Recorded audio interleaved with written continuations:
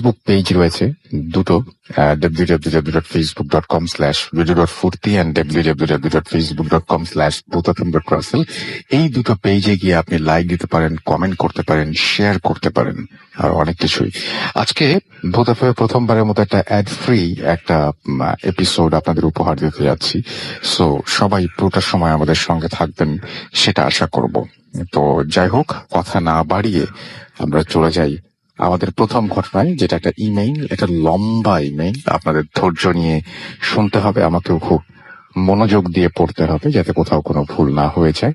এবং এই ইমেইলটি আমাদের পাঠিয়েছেন তিনি কলকাতার একজন অধিবাসী। আমি পড়ছি ঠিক তার মতো করে। নমস্কার রাসেল দাম, আমার নাম দীপাঞ্জনা দাস। দীপাঞ্জনা দাস থাকেন কলকাতায়, সেখান থেকে তিনি ঘটনাটি পাঠিয়েছেন।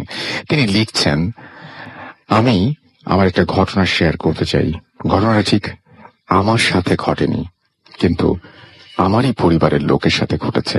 সে কারণে আমি সবার আসল নাম এবং এক্সাক্ট লোকেশন বলতে পারছি না। ভালো লাগলে পড়ে শোনাবেন। মাস দুয়েক আগে আমাদের কাছে একটা বিয়ের নিমন্ত্রণ আসে। যার বিয়ে, সে হলো আমার মায়ের ছোট কাকার ছেলে, মানে আমার দূর সম্পর্কের মামা। থাকেন চাকদহ বা চলতি কথায় চাকদাতে। সেখানে আমি শেষ যখন গিয়েছিলাম তখন আমি বেশ ছোট, তারপর আর যাওয়া হয়ে ওঠেনি। তারপর যথারীতি গেলাম নিমন্ত্রণ রক্ষা করতে। সেখানে পৌঁছে আমাদের অনেক আত্মীয়দের সাথে দেখা হলো, কাজিন, ভাই, বোন, সবার সাথে দেখা হলো। যে মামার বিয়ে, তার মা অর্থাৎ আমার দিদা এক সময় আমায় বললেন তাদের বাড়ি থেকে দুটো বাড়ি ছেড়ে তার বোনের বাড়ি তিনি এখনো কেন আসছেন না, তাই আমি যেন গিয়ে তাকে একবার ডেকে নিয়ে আসি। বুড়ো মানুষ, হয়তোবা খেয়াল নেই। সেই মতো আমি গেলাম সেই বাড়িতে। সাথে আমার দুই কাজিন ভাই বোন ছিল। বুঝলাম ছোটবেলায় এ বাড়িতে আমি এসেছিলাম। সেই বাড়িতে ঢুকে দিদাকে বার দুয়েক ডাকতেই তিনি বেরিয়ে এলেন। এসে আমাদের দেখে তিনি খুবই খুশি হলেন। তাকে আমাদের সাথে যেতে বলায় তিনি বললেন আগে তার ঘরে আমাদের আসতে হবে, না হলে তিনি কিছুতেই ছাড়বেন না। বয়স্ক মানুষের কথা উপেক্ষা করা যায় না, উচিত নয়। তাই তিনজন ওনার ঘরে গিয়ে বসলাম। দিদা বললেন, তোমরা বসো দিদি ভাই, আমি এক্ষুনি আসছি বলে তিনি ভেতরে চলে গেলেন। আমরা ঘুরে ঘুরে ঘরখানা দেখতে লাগলাম। সারা ঘরে অনেকগুলো বইয়ের আলমারি, আর সেই আলমারি ভর্তি ফিজিক্সের বই। আমার ফিজিক্সের প্রতি বরাবরের একটা দুর্বলতা থাকায় আমি সাগ্রহে সেগুলো দেখতে লাগলাম। দেখতে দেখতে দেওয়ালে ঝোলানো একটা ছবির দিকে আমার চোখ আটকে গেল। একজন বছর 30-এর ভদ্রলোকের ছবি। ফর্সা রং, লম্বা নাক, শক্ত চোয়াল, ঘন ভ্রুর নিচে উজ্জ্বল দুটো চোখ। সেই চোখে দীপ্তিময় দৃষ্টি, সেই দৃষ্টিতে বুদ্ধিমত্তার ছাপ স্পষ্ট। ছবিটা দেখে চেনা চেনা লাগলো, কিন্তু ঠিক মনে করতে পারলাম না। তার পাশেই আরেকটি সব ছবি। এই ছবিটা বেশ পুরনো, আমার বয়সী এক যুবকের ছবি। সুন্দর, সুগঠিত, সুঠাম চেহারা, পরনে জার্সি আর হাফ প্যান্ট, পায়ের নিচে একটা ফুটবল। এই ছবিটার দিকে তাকিয়ে আমার দাঁ করে মনে পড়ে গেল, আরে এ তো তাপস মামা। ছোটবেলায় যেবার শেষ এসেছিলাম, এই মামার সাথে আমার খুব ভাব হয়ে গিয়েছিল। আরো মনে পড়ল তিনি ছিলেন পদার্থবিদ্যার ছাত্র, ভীষণ মেধাবী বলে আমাদের পরিবারে তার বেশ একটা নাম ছিল। দারুণ ভালো ফুটবল খেলতেন। গতবার আমায় তিনি সাথে করে তার ফুটবল খেলার মাঠেও নিয়ে গিয়েছিলেন মনে পড়ল। কিন্তু তিনি কোথায়? বিয়ে বাড়িতে তো দেখলাম না। এই কথা মনে হতেই কার একটা পায়ের শব্দে পেছন ফিরে তাকালাম। প্রথমে ভেবেছিলাম দিদা এসেছেন বুঝি, কিন্তু সেদিকে তাকিয়ে আমার ভুল ভাঙলো। দেখলাম একজন রোগাটে গড়নের লোক পাশের ঘরে যাবার দরজায় দাঁড়িয়ে আমাদের দিকে তাকিয়ে অল্প অল্প হাসছেন। তার পরনে পাঞ্জাবি পাজামা, চুলগুলো বেশ বড়, কাঁধ ছাড়িয়ে নেমে এসেছে। আমরাও তার দিকে তাকিয়ে সৌজন্যমূলক হাসি হাসলাম। তিনি এবার ঘরের ভেতরে ঢুকে এলেন। এসে রিনরিনে গলায় বললেন, তোমরা কোথায় থাকো? এই কথা শোনার পর আমার ভাই আর আমার মন হাতের তলার মুখ চেপে খিক খিক করে হাসতে লাগলো। তাদের হাসার কারণ ছিল ভদ্রলোকের হাব ভাব, হাঁটা চলা, কথা বলার ধরন সবই পুরো মেয়েদের মতো। আমাদের চারপাশে এমন মানুষ আমরা প্রায়শই দেখি যারা প্রকৃতিগতভাবে ছেলে বা পুরুষ হয়ে জন্মালেও তাদের ভাব ভঙ্গি চাল চলন সবটাতেই মেয়েলি ছাপ থাকে। তাদের নিয়ে অধিকাংশ ক্ষেত্রেই ঠাট্টা বিদ্রুপ করা হয়, কিন্তু সেটা তাদের ইচ্ছাকৃত নয়, পুরোটাই হরমোনের তারতম্যের জন্য হয়ে থাকে। এটা আমরা জেনেও না জানার মতো করে তাদের নিয়ে মজা করি।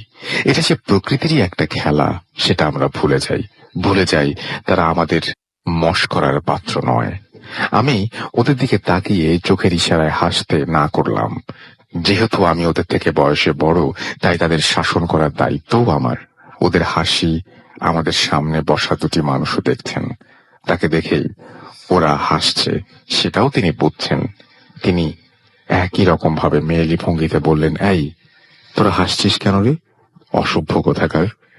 কথাটা বলার সময় তিনি হাতের বিশেষ এক ভঙ্গিতে তার মনের সামান্য অভিমান ব্যক্ত করলেন।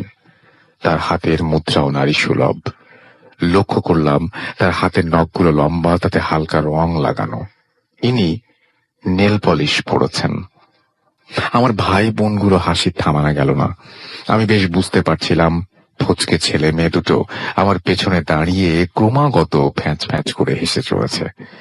লোকটি এবার তাকিয়ে বলে উঠলেন, ও মা, তোমার কানের দুলটা কি সুন্দর, আমায় এমন একটা এনে দিতে পারবে? আমি কি বলবো ঠিক বুঝতে পারলাম না, কেবল হেসে ঘাড় নেড়ে সম্মতি দিলাম। তিনি আমার সাথে আরো অনেক কথা বলতে লাগলেন, সেগুলোর প্রায়ই সব সাজগোজ বিষয়ক। এবার আমার বেশ অস্বস্তি হচ্ছিল। তার কারণ হলো সামনে বসা মানুষটা আমায় সমানে নকল করে চলেছে।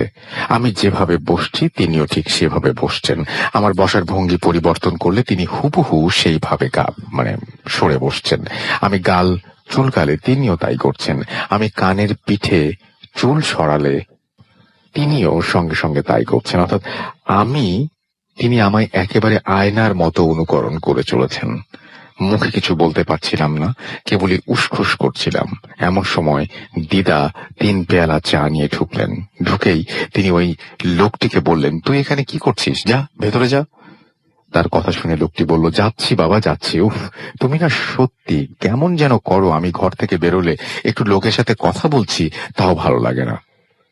লোকটি আবার সেই মেয়েলি ভঙ্গিতে দ্রুত ভেতরে চলে গেল। দিদা চায়ের কাপ সমেত ট্রেটা টেবিলে নামিয়ে রাখতে রাখতে বসলেন। আমি জিজ্ঞেস করলাম, উনি কে দিদা? দিদা একটা দীর্ঘশ্বাস ছেড়ে বললেন, চিনতে পারোনি তাই না? আসলে তোমারই বা দোষ কি? আমি নিজেই এখন ওকে চিনতে পারছি না।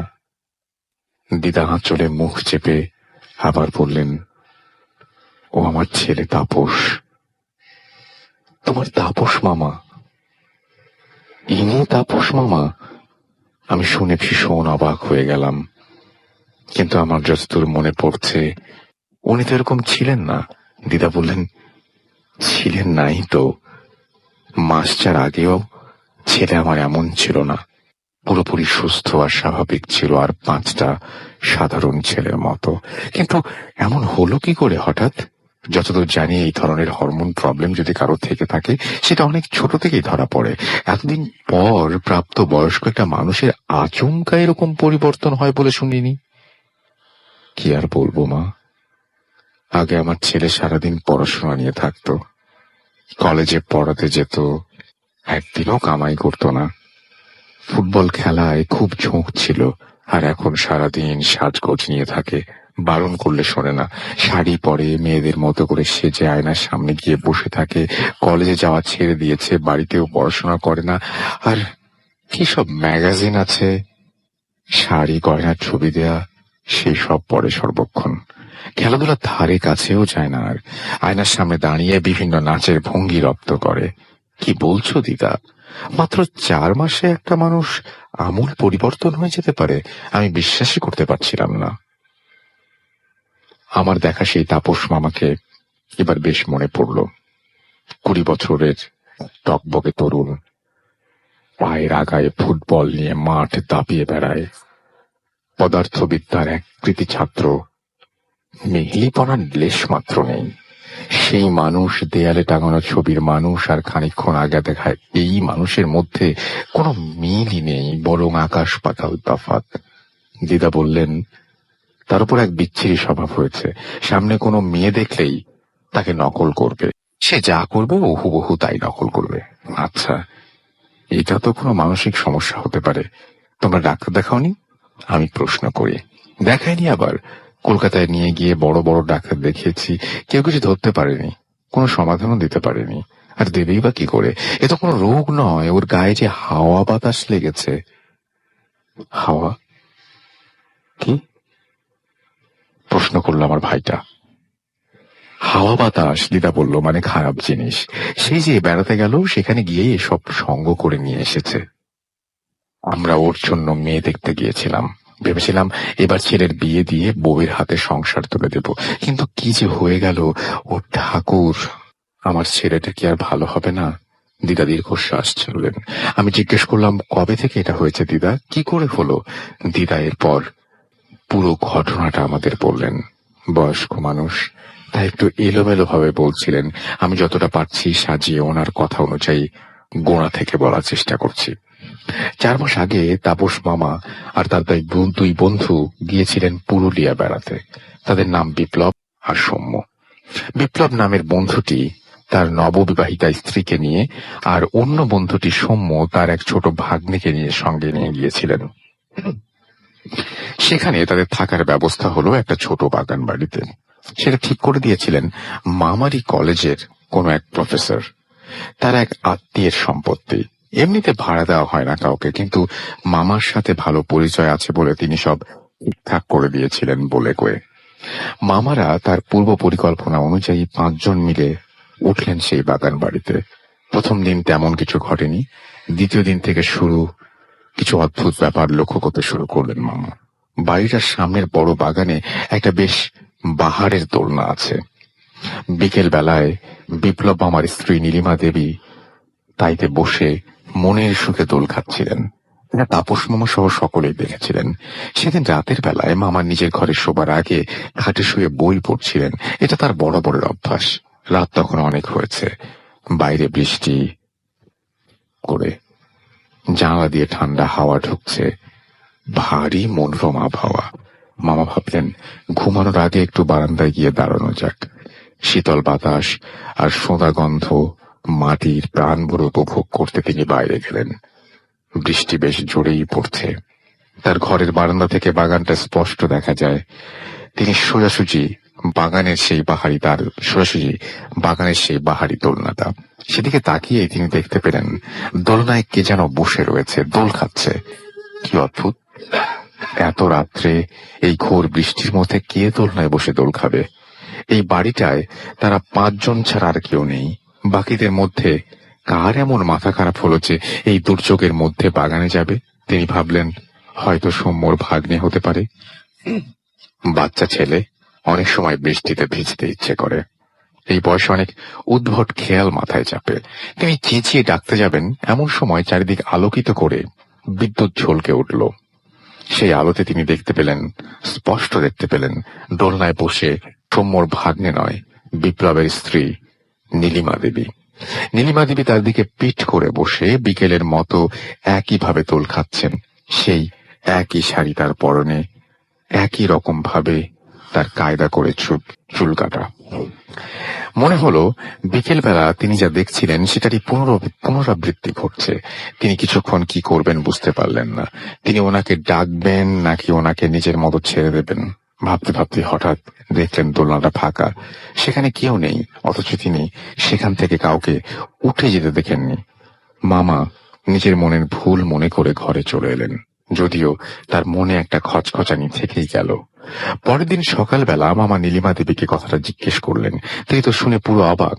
নীলিমা দেবী সেই সময় নিজের ঘরে ঘুমিয়ে কাদা, তাছাড়া অত বৃষ্টির মধ্যে মাঝরাত্রে কোনো পাগল ছাড়া কেউ দোলনায় দোল খাবে না।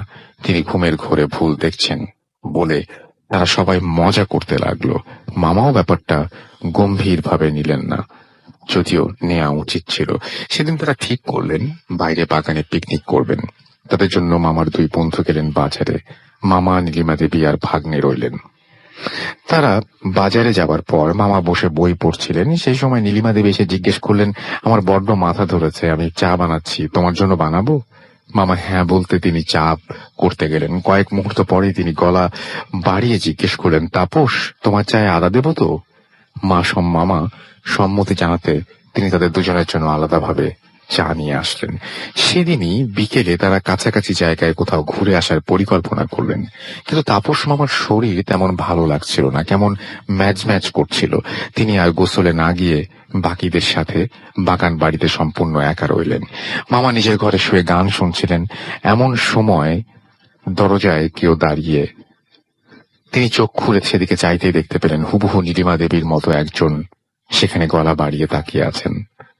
মামা সেদিকে তাকাতেই বললেন, তাপস, তোমার চায়ে আদা দেব তো? তিনি চমকে বিছানার উপরে উঠে বসলেন। উঠে বসার সাথে সাথে তার দরজার দিকে তাকিয়ে মহিলা যেন কোথায় মিলিয়ে গেল। সারা বাড়িতে এখন কেউ নেই, তবে একটু আগে মামা যাকে দেখলেন সে কে? একেবারে সকালের মতো করে একইভাবে তাকে জিজ্ঞেস করলো চায়ে আদা দেবার কথা। এ কোনো ভিডিওর রেকর্ডকে পুনরায় চালিয়ে দিয়েছে কেউ। মামা ভীষণ অবাক হলেন। এগুলো হচ্ছে, কিছু একটা হচ্ছে, এটা তিনি বুঝতে পারছিলেন না। বাকিরা ফিরে আসার পরেও তিনি কিছু বললেন না, যদি আবার তারা তাকে নিয়ে মজা করে। এরপর সকালবেলা তাদের অযোধ্যা পাহাড়ে যাবার কথা। সবাই তৈরি হয়ে গেছে, কিন্তু স্বাভাবিকভাবেই নীলিমা দেবী তখনও ওঠেননি। তাপস মামা তাকে তাগাদা দিতে ঘরে গিয়ে বলেন, বৌদি, তোমার আর কত দেরি? মামা দেখলেন নীলিমা দেবী তখন আয়নার সামনে বসে চুল আঁচড়াচ্ছেন। তিনি বললেন, এই তো হয়ে গেছে, এক্ষুনি আসছি। তিনি আরো খানিক পর তৈরি হয়ে এলেন এবং তারা ঘুরতে চলে গেলেন। ফিরে এসে তারা রাতের খাবার খেয়ে সবাই বাইরে বাগানে বসে গল্প করছিলেন। রাত তখন প্রায় 10টার কাছাকাছি। মামা বাথরুমে যাবার জন্য ঘরের ভেতরে এলেন। বাকিরা তখনও বাইরে গল্পে মশগুল। বাথরুমে যেতে গেলে নীলিমা দেবীর ঘরের সামনে দিয়ে যেতে হয়। সেই ঘরে আলো জ্বলছিল। যাবার সময় মামা সেই দিকে চোখ পড়তে তিনি অবাক হয়ে গেলেন। তিনি দেখলেন আয়নার সামনে বসে আছেন নীলিমা দেবী, ঠিক সকালের মতো। তিনি একইভাবে সেখানে বসে চুল আঁচড়াচ্ছেন। তার পরনের শাড়িটিও এক। সকালের দৃশ্যের সাথে এখনকার দৃশ্যের কোনো তফাৎ নেই। কিন্তু নীলিমা দেবী কখন ঘরে ঢুকলেন? তার থেকেও বড় প্রশ্ন হলো, বাইরে বসে যে নীলিমা দেবী গল্প করছেন তার পরনে রয়েছে অন্য পোশাক। তিনি মুহূর্তের মধ্যে পোশাক পরিবর্তন করে ঘরের ভেতরে কি করে আসবেন? এত অবধিও ঠিক ছিল, কিন্তু আয়নার সামনে বসে থাকা নীলিমা দেবী যখন অবিকৃতভাবে সকালের মতো করে বলে উঠলেন, এই তো হয়ে গেছে, এক্ষুনি আসছি, তখন আর তিনি দাঁড়িয়ে থাকবার সাহস পেলেন না। তিনি সঙ্গে সঙ্গে ছুটে বেরিয়ে আসেন। এসে দেখেন তারা সবাই আগের মতো গল্পগুজব করছে, সেখানে নীলিমা দেবীও। তার পোশাকের কোনো পরিবর্তন হয়নি। তাকে দেখে মনে হচ্ছিল না তিনি এখান থেকে কোথাও গিয়েছিলেন। মামা তবুও প্রশ্ন করলেন, বৌদি, তুমি কি এইমাত্র ঘরে গিয়েছিলে? আমি কই না তো, আমি তো এখানেই বসেছিলাম। মামা এবার বেশ ভয় পেয়ে গেলেন। তবে একটু আগে ঘরের ভেতরে তিনি কাকে দেখলেন? আগের দিন দরজার বাইরে কে ছিল? আর সেদিন রাতে দোলনাতেই বা কে ছিল? সে কেন নীলিমা দেবীকে নকল করে? সেদিন রাতে মামা নিজের ঘরে শুয়েছিলেন। তার কিছুই ঘুম আসছিল না। তিনি কেবল বিছানার এপাশ ওপাশ করছিলেন। একসময় হালকা তন্দ্রা এসে গেল, কিন্তু কিছুক্ষণ বাদেই কিছু একটা শব্দে তার তন্দ্রা ছুটে গেল। তিনি বিছানায় সোজা হয়ে শুয়েছিলেন। চোখ খুলতেই তার চোখ গেল সিলিং এর দিকে। ঘরের আলো আধারিতে তিনি দেখতে পেলেন সিলিং ফ্যান থেকে ঝুলছে একটি মানুষের দেহ। সেই দৃশ্য দেখে তিনি আর সেখানে থাকার সাহস পাননি। চিৎকার করে ঘর থেকে বেরিয়ে যান। তার চিৎকার শুনে বাকিরা বেরিয়ে আসে। ততক্ষণে মামা অজ্ঞান হয়ে গিয়েছেন। তার মুখ থেকে গো গো আওয়াজ বের হচ্ছে। সবাই মামার চোখে মুখে জল দিয়ে জ্ঞান ফিরিয়ে আনেন। তাকে জিজ্ঞেস করা হয় তিনি কেন চিৎকার করছিলেন। তখন তিনি তাদের প্রথম থেকে সবকিছু খুলে বলেন। সব শুনে তারা সবাই খুব আশ্চর্য হয়ে গেলেন। আর নীলিমা দেবী ভয় পেয়ে গেলেন ভীষণ। তিনি আর সেই বাড়িতে থাকতে রাজি হলেন না। অবশ্য তাদের পক্ষে আর থাকা সম্ভবও না, কারণ সেই রাত থেকেই মামার ধুম জ্বর এলো এবং তিনি ক্রমাগত বমি করতে লাগলেন। তার শরীর এতটা অসুস্থ হয়ে পড়ায় তাকে নিয়ে সবাই তড়িঘড়ি করে বাসায় ফিরে এলো। মামা যখন বাড়িতে ফিরে এলেন তখন জ্বরের তাপে তার গা পুড়ে যাচ্ছে। এরপর প্রায় 15 দিন তার জ্বর ছিল। সেই সময় তিনি সর্বক্ষণ বিছানায় পড়ে থাকতেন, ওঠার ক্ষমতা ছিল না। 15 দিন পর তিনি যখন সেরে উঠলেন তখন তিনি স্বাভাবিকের থেকে অনেকটা চুপচাপ হয়ে গেলেন। সবাই প্রথমে ভেবেছিলেন হয়তো শরীর দুর্বল থাকার কারণে এমনটা হয়েছে, কিন্তু তিনি আস্তে আস্তে নিজেকে বাইরের জগৎ থেকে গুটিয়ে নেওয়া শুরু করলেন। কলেজে পড়াতে যেতেন না, মাঠে খেলতে যেতেন না, বন্ধুদের সাথে আড্ডা দিতে যেতেন না। এর পাশাপাশি তার মধ্যে কিছু অদ্ভুত পরিবর্তন আসা শুরু হলো। তিনি চুল বড় রাখতে শুরু করলেন, নখ বড় করতে শুরু করলেন, বাড়িতে কিছু মেয়েদের ম্যাগাজিন আনা শুরু করলেন যেগুলো তিনি আগে কোনোদিনই পড়তেন না। তার আচার আচরণ, কথাবার্তা, পছন্দ অপছন্দ সবেতেই পরিবর্তন আসা শুরু হলো। সবকিছুতেই মেয়েলিপনার ছাপ পড়তে শুরু করলো। ছেলের এমন অদ্ভুত পরিবর্তন দেখে দিদা স্বাভাবিকভাবে খুব চিন্তিত হয়ে পড়লেন। তিনি তাপস মামার বাকি 2 বন্ধু যারা তার সাথে পুরুলিয়া ঘুরতে গিয়েছিল তাদের ডেকে জানতে চাইলেন এমন কি হয়েছিল যার জন্য এই পরিণতি। প্রথমে তারা কিছু বলতে না চাইলেও দিদার জোড়াজুড়িতে বলতে বাধ্য হন। সেখানে যা ঘটেছিল তারা সব বললেন দিদাকে। তাছাড়াও বললেন তারা খোঁজ নিয়েছিলেন তাপস মামার কলেজের সেই প্রফেসরের কাছ থেকে যিনি এই বাগান বাড়ির সন্ধান দিয়েছিলেন। সেই প্রফেসরকে সব জানানোর পরে তিনি বলেন গত বছর সেখানে একটা দুর্ঘটনা ঘটেছিল। বাড়িতে তার যে আত্মীয়ের সেই বাড়িটা, তার পরিবারেরই একটি ছেলে তার বেশ কিছু বন্ধু বান্ধবদের নিয়ে পুরুলিয়া বেড়াতে গিয়েছিল। গিয়ে তারা সেই বাগান বাড়িতেই উঠেছিল। তার দলের একটি ছেলে ছিল যে কিনা স্বভাব চরিত্রে একেবারে মেয়েদের মতো। তাকে নিয়ে দলের বাকিরা খুব হাসি ঠাট্টা করত, সবসময় তাকে হেয় করত। তাকে একেবারে হাসির খোরাক করে রেখেছিল তারা। যার কারণে সে প্রথম থেকেই মানসিক অবসাদে ভুগছিল। তার ওপর সেখানে বেড়াতে তাকে আরো নানাভাবে অপদস্থ করতে থাকে বাকিরা। একসময় তা মাত্রা ছাড়িয়ে যায়। সেই ছেলেটির সহ্যের সীমা ছাড়িয়ে যেতে থাকে। আর অপমান বরদাস্ত করতে না পেরে সে তার জন্য বরাদ্দ রাখা রুমে ঢুকে ভেতর থেকে দরজা বন্ধ করে দেয়। সবাই তখন ব্যাপারটায় গুরুত্ব বুঝতে পারেনি। কেউ কেউ মজা করে বলে যে সে রাগারাগি করে খিল দিয়েছে, কান্নাকাটি হয়ে গেলে সে নিজেই বেরিয়ে আসবে। এদিকে ঘরের ভেতর ঢুকে সেই ছেলেটি তার জীবনের চরম সিদ্ধান্ত নিয়ে নেয়। অবসাদের চূড়ান্ত পর্যায়ে পৌঁছে সে বেছে নেয় অন্তিম পরিণতি। সে সিলিং ফ্যান থেকে ফাঁস লাগিয়ে ঝুলে পড়ে। অনেকক্ষণ কেটে যাওয়ার পরও যখন দেখা গেল সে দরজা খুলছে না এবং ডাকাডাকিতে সাড়া দিচ্ছে না, তখন বাধ্য হয়ে তারা দরজা ভেঙে ফেলে। ভেতরের দৃশ্য দেখে তারা তখন পুলিশে খবর দেয় এবং পুলিশ এসে লাশ নিয়ে যায়। এই ঘটনার পর আর সেখানে কেউ যায়নি, থাকেনি। 1 বছর পর তাপস মামারাই প্রথম সেখানে গিয়ে থাকেন এবং তাপস মামা একই ঘরে ছিলেন যে ঘরে ছেলেটি আত্মহত্যা করেছিল। সব শোনার পর আমার মুখ দিয়ে কথা সরছিল না। এমন ঘটনাও ঘটে দুনিয়াতে যার বুদ্ধিতে কোনো ব্যাখ্যা মেলে না। তাপস মামা ঠিক হয়েছে, কি হয়েছে ঠিক আমি জানি না, কোনো ধারণা নেই। তবে সেই অশরীরীর অস্তিত্বের কথা যদি ধরি তবে একটা সূত্র উকি দেয়। যে ছেলেটি ওই ঘরে আত্মহত্যা করেছিল সে চেয়েছিল তার পুরুষ দেহেই নারী সত্তা বজায় রাখতে, কিন্তু এই সমাজ এই সহজ ব্যাপারটা ততটা সহজভাবে নেয়নি। অসহ্য বিদ্রুপের মাধ্যমে তাকে ঠেলে দিয়েছিল অবসাদের অন্ধকারে। সে হয়তো চেয়েছিল এক নারীর মতো হতে, তার পুরুষ দেহ নিয়েই, কিন্তু তার সে বাসনা অপূর্ণ রয়ে গেল। তাই হয়তো তাপস মামার দেহকে আশ্রয় করে সে তার বাসনা চরিতার্থ করতে চায়। তো এই ছিল ঘটনা। Thank you very much. আমার মনে হয় যে সবাই এনজয় করেছেন। আপনাদেরকে অনেক অনেক ধন্যবাদ ধৈর্য নিয়ে আমার এই ঘটনাটি শোনার জন্য। আমরা চলে যাব আমাদের প্রথম অতিথির কাছে এবং প্রথম অতিথির কাছে তার প্রথম ঘটনাটি আমরা শুনে আসব। আপনার নামটা প্লিজ একটু বলবেন, কোথা থেকে এসেছেন, তারপরে আপনার ঘটনায় যাব। হ্যালো, আসসালামু আলাইকুম। আমি রায়ন রহমান রনক। আমি মোহাম্মদপুর থেকে এসেছি। শুনি আপনার ঘটনা। আমার যে ঘটনাটা, এটা হচ্ছে এই বছরের ঘটনা। জি। আমি এবার এসএসসি পাস করেছি। তো এসএসসির পরে সবারই লম্বা একটা ছুটি থাকে। সেই ছুটিতে আমি গিয়েছিলাম আমার ফ্রেন্ডের একটা কাজিনের বাসাতে। আমি ফ্রেন্ডের নাম উল্লেখ করছি না কোনো একটা কারণে। তো এবার যেখানে গিয়েছিলাম সেটা ছিল সিলেট।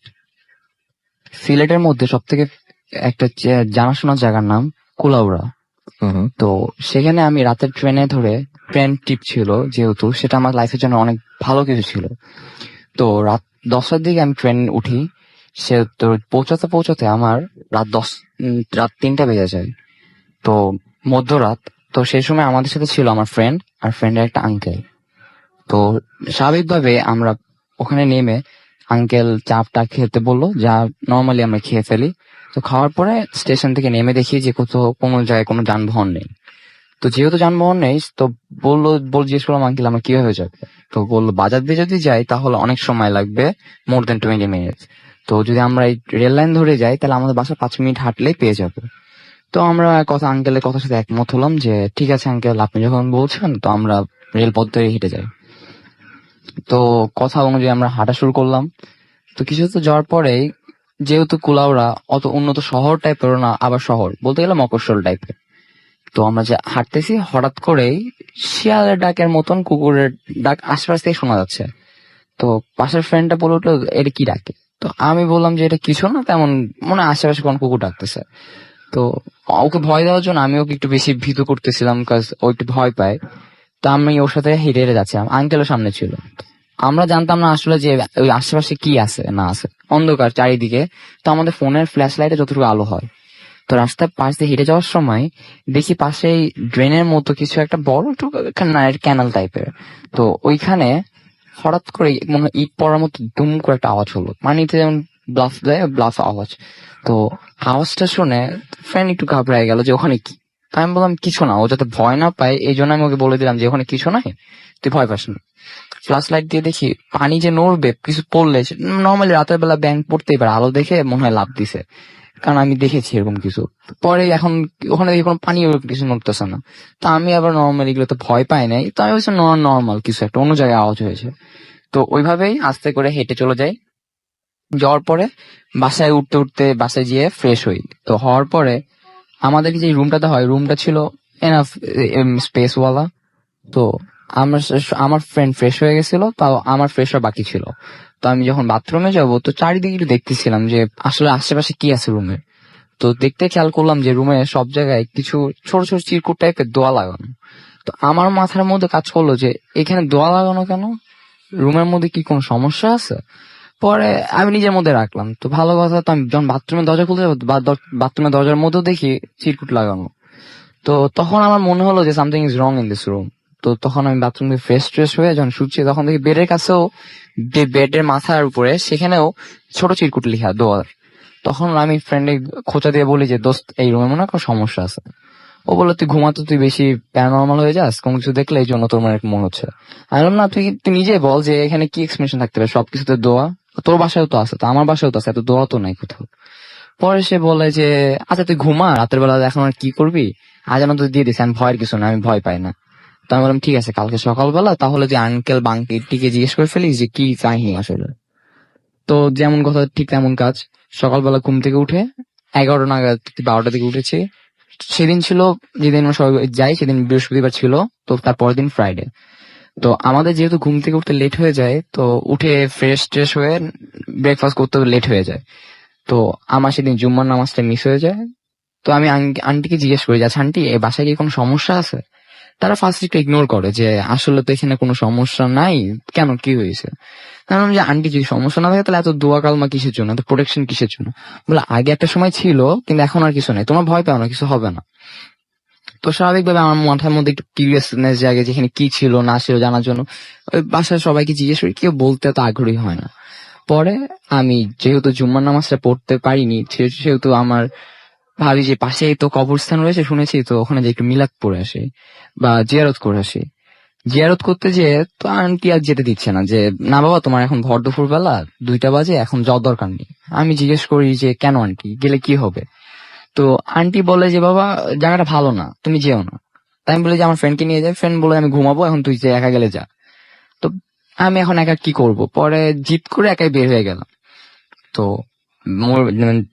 গোরস্থানে যেয়ে আমি যখন জিয়ারত করলাম, জিয়ারত করার শেষে পাশেই খেয়াল করে দেখি ওখানে একটা মন্দিরও আছে, যে কারণে আমাকে আসলে আসতে দেওয়া হয়নি। মন্দিরের সামনে যে দেখি যে ওখানে ডেড বডি যখন পুরানো হয়, ওর সতীদাহ করার পর ওর কিছু হচ্ছে হাড্ডি বা কঙ্কালের যেই পুরো অংশ সেটা পড়েছিল চট টট দিয়ে।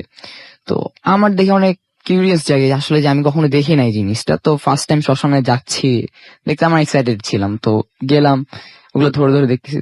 তখন মনে হচ্ছে অনেক গরম একটা হাওয়া আমার পাশ দিয়ে বয়ে গেল। তো আমি ফিল করলাম যে আসলে আমি ভাবছি মনে হয় এটা রোদের কারণে হচ্ছে, বেশি রোদের দিকে তাই গরম বেশি এখানে। পর একটু পর মনে হচ্ছে আমাকে কেউ এই শ্মশানের ভিতর থেকে ফলো করতেছে। তা আমি এটা এত তুচ্ছ করি নাই, পরে আমি যে জিনিস দেখতেছিলাম সেটা দেখে ওটাতে ধরতেছি। পর ওখান থেকে কিছু অংশ আমি হাতের মধ্যে নেই, নিয়ে পকেটে ভরে ফেলি যে আমার ফ্রেন্ডটাকে আমি ভয় দিব। পরে যখন আমার মনে হলো মাথার মধ্যে যে আমি তো কখনো শ্মশান দেখি নাই, কোথায় কি করা হয় না হয়, আমি যদি একটু প্রাচীলটা টপকায় যাই ভিতরে, তাহলে মানে দেখতে পারবো যে আসলে ভিতরে কি আছে। পরে আবার মনে হলো যদি ভিতরে কিছু থেকেও থাকে আমি তো পালাতে পারবো না, কাজ তালা মারা। উঠতে উঠতে দেখে আমি সেন্সলেস হয়ে পড়ে থাকবো ওখানে। তখন কি করা যায়? তখন আমি একটু অনেকক্ষণ ধরে জিনিসটা দেখতে থাকলাম যে ভিতরে কি আছে না আছে। তখন মনে হচ্ছে কেউ ওখানকার ভিতর থেকে আমার দিকে কেউ তাকায় আছে। তো পরে যখন আমি উঠে আসবো তখন হঠাৎ করে পিছন থেকে একটা লোক আমাকে ডাকতে, এই ছেলে কি করছো এখানে? তো আমি বললাম যে আমি কিছু না, আমি এখানে নতুন আসছি, আমি দেখতেছি, এই বাসাতে আসছি। তখন বললো আচ্ছা এখানে থেকে চলে যাও, জায়গাটা তো ভালো না। আমি কেন ভালো না? সে কোনো উত্তর দিল না, বললো তোমার ভালো জন্য বলছি, তুমি এখান থেকে চলে যাও। তো ওই লোকটা তারপর আজ থেকে চলে গেল। তো আমি যেখানে ছিলাম দাঁড়ায়, সেখানে যে স্তূপটা ছিল, অ্যাশেজ ছিল, ওখান থেকে না হঠাৎ করে ধোঁয়া উঠে শুরু করলো, যেটা আমার কাছে অনেকটা উইয়ার্ড লাগছে। তো তখন জিনিসটা আমার একটু ভয় করে লাগা শুরু হয় যে হ্যাঁ এখানে কিছু একটা আছে যেটার জন্য ওখানে ধোঁয়া উঠতেছে। কারণ আমি যখন হাত দিয়েছি এটা তো ঠান্ডা ছিল, বা আমার হাতে তো গরম ফিল হয় নাই, তো ধোঁয়া উঠছে কিভাবে? পরে আমি ওখান থেকে আস্তে আস্তে হেঁটে বাসার মধ্যে যাই। এই ঘটনা আমি কাউকে বলি নাই, কাজ আমার ফ্রেন্ডও ভয় পাবে, বা আন্টি যেটা যিনি ছিলেন উনিও বকা দিবে যে তুমি কেন গেছো এই ভর দুপুর বেলা। তো এখানেই শেষ নয়, তো তারপর দিন আমরা রুমে শুয়ে আছি। রুমের মধ্যে দেখা যাচ্ছে যে মানে বোঝা যাচ্ছে কিছু একটা শ্যাডো টাইপের দৌড় দিছে। তো আমার ফ্রেন্ড তখনও জাগনা ছিল, তো আমি ভাবছিলাম যে ওকে কিছু বলবো, কিন্তু পরে মনে হয়েছে যে ও আমাকে বিশ্বাস করবে না, কারণ আমি সবসময় ওকে মজা নেওয়ার জন্য ভয় দেই। তো এবারও মনে করবো যে আমি মনে কোনো একটা ফালতু মজা করতেছি ওর সাথে। পরে আমি ওর কোনো কান দেই নাই। আর আমাদের আমি যে রুমে ছিলাম সেই রুমের পাশেই ছিল বারান্দা, বারান্দাতে ছিল অনেক কবুতর। রাত হলে কবুতর না হঠাৎ একটা সময় আসলে কবুতর ডাকা শুরু করে, গুঁ গুঁ করে। তো এইটা আমার কাছে অনেকটা আজব লাগছে, মনে ভাবি যে চোর আসছে, কিন্তু পরে বারান্দায় যেয়ে দেখি কিছু নেই, পুরোটাই ফাঁকা। আর এখানে যে আমি অনেকগুলাই জায়গা ঘুরেছি, তো ঘুরে আমি একটা লোকের কাছে জানতে পেরেছি যার সাথে যিনি সম্পর্কে আঙ্কেল লাগে, উনি ওখানকারই একটা চা বাগানে কাজ করতো। তো উনি ফার্স্টে ওনার জীবনে যে ফার্স্ট চাকরিটা পায়, কোনো একটা চা বাগানের কটেজ পায়, উনি ম্যানেজার হিসেবে জয়েন করে। যেহেতু ম্যানেজার, তার একটা বাংলো ছিল পাহাড়ের উপরে। চা বাগানগুলো যদি কেউ সিলেটের চা বাগানগুলোতে যেয়ে থাকে তাহলে দেখতে পাবেন যে ওখানকার চা বাগানগুলোর মধ্যে কটেজ থাকে, যারা কিন্তু ওখানকার ম্যানেজারদের জন্য থাকে রেস্ট্রিক্টেড। ওখানে নর্মাল মানুষ থাকে না। তো তার ম্যানেজারের কটেজের পাশেই থাকে তাদের, বা রুমে যারা কাজ করে তাদের বাসা। তো যেহেতু যেমন, তো সে আঙ্কেল আমাকে একটা স্টোরি বললো, অনেক রিকোয়েস্টের পর যে আঙ্কেল এখানে কি কোনো ভূতের কাহিনী আছে? তো সে, আমি যেহেতু এত কিউরিয়াস, সে তখন আমাকে অনেক কিছু বলে যে হ্যাঁ আমার জীবনে একটা ঘটা কাহিনী আছে। তো আমি বলি যে আচ্ছা আঙ্কেল আপনি কি কিছু মনে করবেন যদি আমি এটা শেয়ার করি মানুষের সাথে, বা যদি আমি এটা জানতে চাই? বলে না আমার বলতে সমস্যা নেই, কিন্তু যেহেতু আমার লাইফে এক্সপিরিয়েন্স ঘটা, কখনো কেউ জিজ্ঞেস করেনি ভাবে, তুমি যেহেতু জিজ্ঞেস করলে আমি তোমাকে বলতেছি। তো ওনার জীবনে যে প্রথম চাকরিটা, সেই চাকরিটা পাওয়ার পর উনি পায় কোনো একটা চা বাগানে। চা বাগানটা ছিল অনেক বিস্তৃত। তো যে অনেক বড় হওয়ার কারণে তার সে প্রথম জীবনের প্রথম চাকরি, সে ওখানে বনের পরিবেশ তার ভালোই লাগছিল। সকালে উঠে নতুন একটা আবহাওয়া, সবকিছু পাবে, তার সব মিলায় তার ভালো লাগছিল, তো সে চাকরিটাতে নেয়। জয়েন করার প্রথম দিনই তার দারোয়ান তাকে বলে দেয় যে সাহেব আপনি ঘর থেকে সন্ধ্যা হলে বের হবেন না। তো সে কিছু মনে করে না, কারণ ভূত টুতে সে বিশ্বাস করতো না। সে ভাবছে মনে হয় এমনি বলছে, তো কি বা হবে। সে বলছে যে সাহেব আপনি যদি কিছু লাগে এখনই বলে রাখেন, আমি যা লাগে আমি আপনাকে দিয়ে যাব, আর যদি কিছু লাগে আমাকে ফোন দিবেন, আমি আসবো, আপনি দয়া করে ঘর থেকে বের হবেন না। সে আর ঘর থেকে সে বলে ঠিক আছে তুমি যাও। আর ওখানে 8টা মানে চা বাগানের মধ্যে নিঝুম রাত, তো এত রাতের মধ্যে মানুষজন আসলে কেউ ঘোরাফেরা করবে না। তো উনি ফার্স্ট ডেতে ম্যানেজার থাকতে যায়, থাকার পরে তার সাথে কোনো কাহিনী ঘটে না।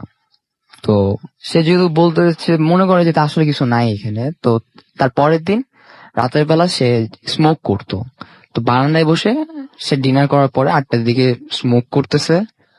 তো অল অফ আ সাডেন তার হাতে লাইট ছিল, কিন্তু সে লাইট টেবিলে রেখে স্মোক করতেছিল আর পরিবেশটা ফিল নিচ্ছিল। দেন অল অফ আ সাডেন সে শুনতে পায় তার বাসার চারপাশ দিয়ে 5-6 জন লোক হাঁটাচলা করতেছে বা দৌড়াচ্ছে। গ্রামের মানুষ কথাবার্তা বলতে বলতে হেঁটে গেলে কোনো কিছু সমস্যা হয়েছে এই জন্য মানে দৌড়াচ্ছিল। তো তার কিউরিয়াসিটি জায়গায় মাথার মধ্যে যে এত রাতে এখানে কে, চোর টোর এলো নাকি। তো ওই এলাকায় আবার চোর ডাকাতের একটা ভয় ছিল। তো যেহেতু ভয় ছিল সে টর্চ ছাড়াই সে বের হয়ে যায়। সে গেটের সামনে যায়, তার যে মিনি গেটটা ছিল বাসার, সে মিনি গেটটা বের হয়ে দেখে বাইরে কিছুই নেই, পুরো খা অন্ধকার। কিন্তু তার নাকে কিছু তীব্র বিচ্ছিরি গন্ধ আসে, যেমনটা মাছ পচলে বা এরকমই ধরনের কিছু একটা ময়লার ডিবা থেকে যেটা আসে। তো সে এগুলো আর কিছু বলে না, তো সে রুমে ফিরে যায়। তার পরের দিন বেলার কথা, দুপুর বেলা সে ঘরে আসে। ঘরে এসে সে ফিল করতে পারে যে তার রুমের বাইরে যে বারান্দা ছিল সে বারান্দা থেকে কেউ হাঁটাচলা করছে। কিন্তু ভর দুপুর বেলা কে হাঁটাচলা করবে, সেখানে তো কোনো লোক ছিল না, প্রহরীও ছিল না। তো বিকালে যখন তার ঘরে লোক আসে ঘর ঝাড়ু দিতে, সে জিজ্ঞেস করে আচ্ছা তোমরা দুপুরবেলা না তুমি আসলা, তাহলে এখন আবার কেন আসছো? সে বললো সাহেব আমি তো দুপুরবেলা আসিনি। বলে অন্য কেউ আসছে? বলে না সাহেব আপনার বাংলোতে শুধু আমি কাজ করি। তো তাকে জিজ্ঞেস করা হলো যে আমি না এরকম কালকে রাতেও এরকম দেখছি। তখন বলে আপনাকে প্রহরী বলে নাই যে ঘর থেকে বের হবেন না রাতের বেলা? তো বলেছে হ্যাঁ বলেছে। তো কি হয়েছে? বলে কি যে আসলে কি সাহেব আপনাকে যেটা বলা হয়েছে সেটুকুই শুনেন, কাজ আপনার জন্য ভালো হবে না ওটা। তো তাকে জোর জবরদস্তি করা হয়, তাকে কিছু টিপস দেওয়া হয়, অনেক কিছু বলে তার কাছ থেকে কিছু কথা বের করা যায়। যে শোনা যায় যে এই এই যে কটেজটাতে উনি রয়েছে সেই কটেজটা নাকি বহুত পুরনো। এই কটেজে আগে একজন লোক ছিল যে ম্যানেজার কিনা 15 বছর মতো কাজ করেছে। তো কাজ করা অবস্থায় সেই জায়গার টি গার্ডেনের মালিক তাকে কোনো কারণ ছাড়া বহিষ্কার করে এবং সেই পদে আরেকজনকে নিয়োগ করে। সেই জিনিসটা সে মেনে নিতে পারে নাই, সে বাড়ির মধ্যে আত্মহত্যা করে।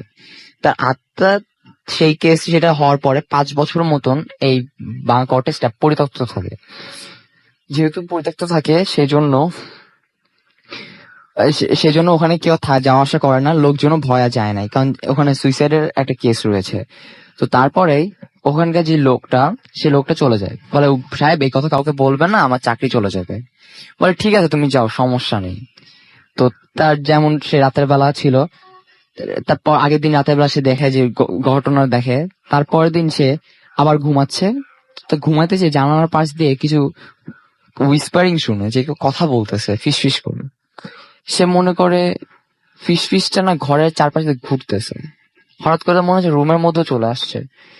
তো যখন হুইসপার শুনে সে উঠলো, সে উঠে মনে করলো সে মনে ঘুমের ঘরে ভুল শুনে হ্যালুসিনেশন হয়েছে। সে শুয়ে পড়ে। সে কিছুটা নিদ্রা চলে আসে, তার 1টা কি 2টা বাজে, তখন হঠাৎ করে তার ঘুম ভেঙে যায় কোনো একটা কারণে। যখন ঘুম ভেঙে যায় সে উঠে দেখে কালো ধরনের একটা শ্যাডো তার রুমের মধ্যে দাঁড়িয়ে আছে। তখন মানে সে ভয় পেয়ে যায়, ভয় পেয়ে সাথে টেবিল ল্যাম্পটা জ্বলায়, দেখে যে ওখানে কোনো কিছু নেই, ফাঁকা। সে মনে করে ঘুম থেকে উঠেছে, মনে হয় মনের ভুল। তো তার পরের দিনের কাহিনী, সে রাতে খাওয়া দাওয়া করে আবার বিশ্রাম নিতে বেডে যায়। তো এবারকার কাহিনী আর বেশি রাত করেনি। এবার সে 10টা বাজতেই হঠাৎ করে দেখে যে মনে হচ্ছে যে তার বাড়ির বাইরে অনেক ঝড় হচ্ছে, কিন্তু সে সময় তো ঝড়ের সময় ছিল না, ঝড় কিসের। তারপরে সে বেড থেকে উঠে দরজা জানলা লাগায়, যেহেতু বাড়ি বাজছে ঝড় হলে তো সে ঝড়ের সময় সে দরজা জানলা লাগাই দিয়ে শুয়ে পড়ে। তারপরে আচমকাই সে দেখে বাথরুমে পানি পড়ার শব্দ। বাথরুমের মধ্যে কেউ পানি ফেলাচ্ছে, কেউ গোসল করতেছে, লাইটটা অন হয়ে গেছে। সে মনে করলো মনে হয় তারই ভুলে সে লাইট অন করে রাখছে, আর পানি মনে হয় কোনো একটা ভুল কারণে বা সে কোচিয়ে আসছে সেটা পানি পড়ছে। কিন্তু সে দেখে যে আসলে পানি ওর কলও ছাড়া নেই, বা হচ্ছে পানি যে গোসল করতেছে সেটা বাথরুমটা শুকনো, সে যেমন লাস্ট টাইম ব্যবহার করেছিল ওইভাবে আছে। তো সে এবার একটু ভয় পেয়ে যায়। ভয় পেয়ে আল্লাহর নাম নিয়ে সে আবার বেডে এসে শুয়ে থাকে। তো এবার যেটা হয়, মধ্যরাতের দিকে সে তার নিজের মতো কোনো একটা অবয়বকে আবিষ্কার করে তার রুমের মধ্যে। সে স্বপ্নেও এই ধরনের অবয়বকে দেখেছিল, যে তার সে অবয়বটা তাকে কোনো কিছু নিয়ে দৌড়াচ্ছে তার পিছে, যে তাকে মেরে ফেলবে। সে যখন ঘুম ভেঙে তাকায় থাকে তখন দেখে সে অবয়বটা তার পায়ের কাছে আছে, এমন ভাবে হাসছিল যেন সে অবয়বটা তাকে অনেকদিন পরে পেয়ে গেছে যে তাকে মেরে ফেলবে। তো সেটা দেখে সে ওখানে সেন্সলেস হয়ে যায়। সকালে যখন তার ঘুম ভাঙে তার উঠতে দেরি হয়ে যায়, তখন বেলা হয়ে গেছে অনেক। তো তার মালিককে সে জানায় যে সে এখানে কাজ করবে না, তার বাসা চেঞ্জ করতে হবে। সে কলোনির মধ্যে অনেক কিছু শুনেছে এবং সে অনেক কিছু ফিল করতে পারতেছে। তো মালিক বলে তুমি তো এইভাবে, এটা যে মিথ্যা কথা, এগুলো কোনো কিছু নেই। তখন তারা বলে কি যে না, আপনি আমার লাগলে চাকরি আমি ছেড়ে দিব, আর দরকার হয় আমি চাকরি করবো না, কিন্তু আমি এখানে থাকতে পারবো না, এটা আমার থাকার জন্য অসম্ভব। তখন তাকে বলা হয় যে আচ্ছা ঠিক আছে, তুমি একদিন সময় দাও আমাকে, আমি দেখি ব্যাপারটা কি হয়েছে। তো সেই দিন রাতে ঘটে মূল ঘটনা। সেদিন কি হয়, সেদিন সে খাওয়া দাওয়া করার পরে সে বেড়ে গেছে বিশ্রাম নিতে। সে অলমোস্ট ঘুমায় গেছে। তো ঘুম থেকে তার এমন একটা সময় ঘুম ভেঙে যায়, সে অনেক ঠান্ডা ফিল করে, কারণ সে যখন ঘুম ভেঙে দেখে সে ফ্লোরে শুয়ে আছে। তো সে ভয় পেয়ে যায় যে সে বেড থেকে ফ্লোরে কেমনে থাকে, আর ফ্লোরে থাকলে খাটের নিচে চলে যাবে কিভাবে। সে যদি পড়েও যায় তো বেডের পাশে পড়ে থাকবে, খাটের নিচে যাওয়ার তো কোনো সম্ভাবনা নাই। তো উনি যখন উঠতে গেছে, খাটটাও একটু ভালো উঁচা ছিল যে উঠা যাবে, মাথা উঠানো যাবে, কিন্তু তার মনে হচ্ছে কেউ একজন ধরে আছে। তার মাথার মধ্যে মনে হয়েছে যে হয়তোবা তাকে বোবায় ধরছে বা এমন কিছু, যে কিনা উঠতে পারতেছে না। দোয়া কালমা পড়ার পরেও তার সব হাত পা কেমন যেন অবশ হয়ে আসছিল, সেই পচার দুর্গন্ধটা আবার রুমের থেকে আসছিল। তো সে তখনও আল্লাহর নাম পড়তে পারত। সেই সময় আল্লাহর কি ভাগ্য যে সে হচ্ছে মানুষটা, আমার ভালো ভাগ্য ছিল যে সে সময় আজান দিয়ে দিছে। সে ওই মুহূর্তে ঘর থেকে বের হয়ে চিৎকার দিয়ে তার প্রহরী রুমের দিকে দৌড় দিয়ে ওখানে গিয়ে সেন্সলেস হয়ে যায়। তো সেন্স যখন ফিরে, সে তখন সব প্রহরীদেরকে ঘটনা খুলে বলে যে এই হয়েছে আমার সাথে। পরে প্রহরীকে বলে যে মালিককে জানাই দিও আমি এই চাকরি আর করবো না। সে ওই অবস্থাতেই তার চাকরি ছেড়ে ব্যাগ গুছিয়ে চলে যায়। এই হচ্ছে আমার ঘটনা। Thank you so much. আপনার ঘটনার জন্য আপনাকে অনেক ধন্যবাদ, এবং কষ্ট করে আমাদের সাথে এসে যোগ দিয়েছেন সেজন্য আপনাকে ধন্যবাদ। আমরা কিছু ফেসবুকের কমেন্ট পড়ে ফেলি। রাফসান আলম রিজন আমাদের সঙ্গে আছেন মোহাম্মদ আবির হোসাইন, এবং আমাদের সঙ্গে আছেন, দেখতে পাচ্ছি তিনি বেশ পরিবেশ তৈরি করে শুনছেন সেটা তিনি লিখেছেন। আমাদের সঙ্গে আছেন এমডি সম্রাট, এবং তিনি বলছেন যে তার কাছে এই শোটা অনেক পছন্দের একটি শো। আহমেদ আরাফাত আমাদের সঙ্গে আছেন এবং তিনি উত্তরা থেকে আছেন এবং রেগুলার শোনেন, তিনি জানিয়েছেন। অবুজ মন আমাদের সঙ্গে আছেন, এবং আমাদের সঙ্গে আছেন জি এম শাহরিয়ার শামীম, আমাদের সঙ্গে আছেন রবিন হুসাইন। আসসালামু আলাইকুম রাসেল ভাই, আমার কাছে ভয়ঙ্কর কাহিনী আছে, লাইফে ঘটে যাওয়া ঘটনা, আপনি আমাদেরকে পাঠিয়ে দিতে পারেন সেটা, এবং পাঠিয়ে দেওয়ার জন্য যেটা করতে হবে সেটা হচ্ছে আপনার আমাদের ইমেল অ্যাড্রেসটা মনে রাখতে হবে। আমাদের ইমেল অ্যাড্রেস হচ্ছে bhootfm@radiofurti.fm। আমাদের সঙ্গে সঞ্জয় সরকার আছেন, আলমগীর মেহেদী আমাদের সঙ্গে আছেন দেখতে পাচ্ছি। এছাড়াও আমাদের সঙ্গে আরো অনেকেই এই মুহূর্তে আছেন। বিজয় হাসান আছেন, তিনি বলছেন যে আমি শুনছি। এমডি দিজান রহমান আমাদের সঙ্গে আছেন, তিনি বলছেন যে ভয় পাচ্ছি না। ইমন আমাদের সঙ্গে আছেন, ইমেলটা অনেক ভালো লেগেছে। লিওনার্দো ফ্রান্সিসকো আমাদের সঙ্গে আছেন, ইন্টারেস্টিং স্টোরি ভাইয়া।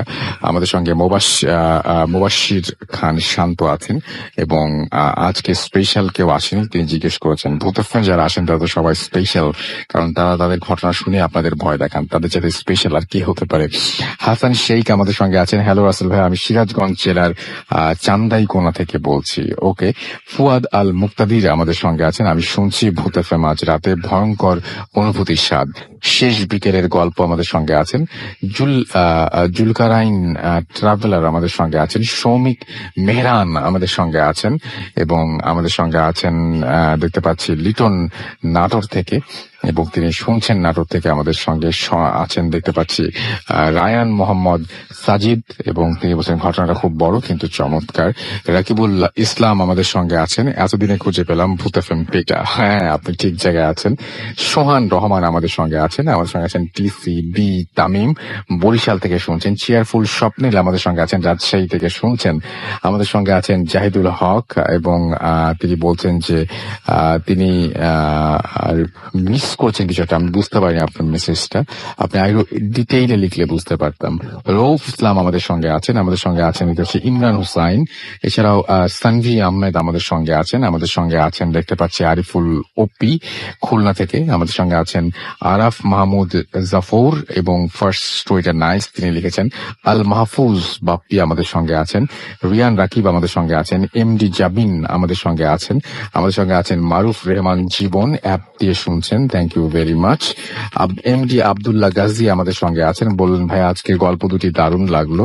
আমাদের সঙ্গে আছেন এমডি আমাদের সঙ্গে আছেন আরিফিন মীর, এবং তিনি এই মুহূর্তে আমাদের সঙ্গে আছেন। রিয়াদ আল তুর্য আমাদের সঙ্গে আছেন, বরিশাল থেকে শুনছেন।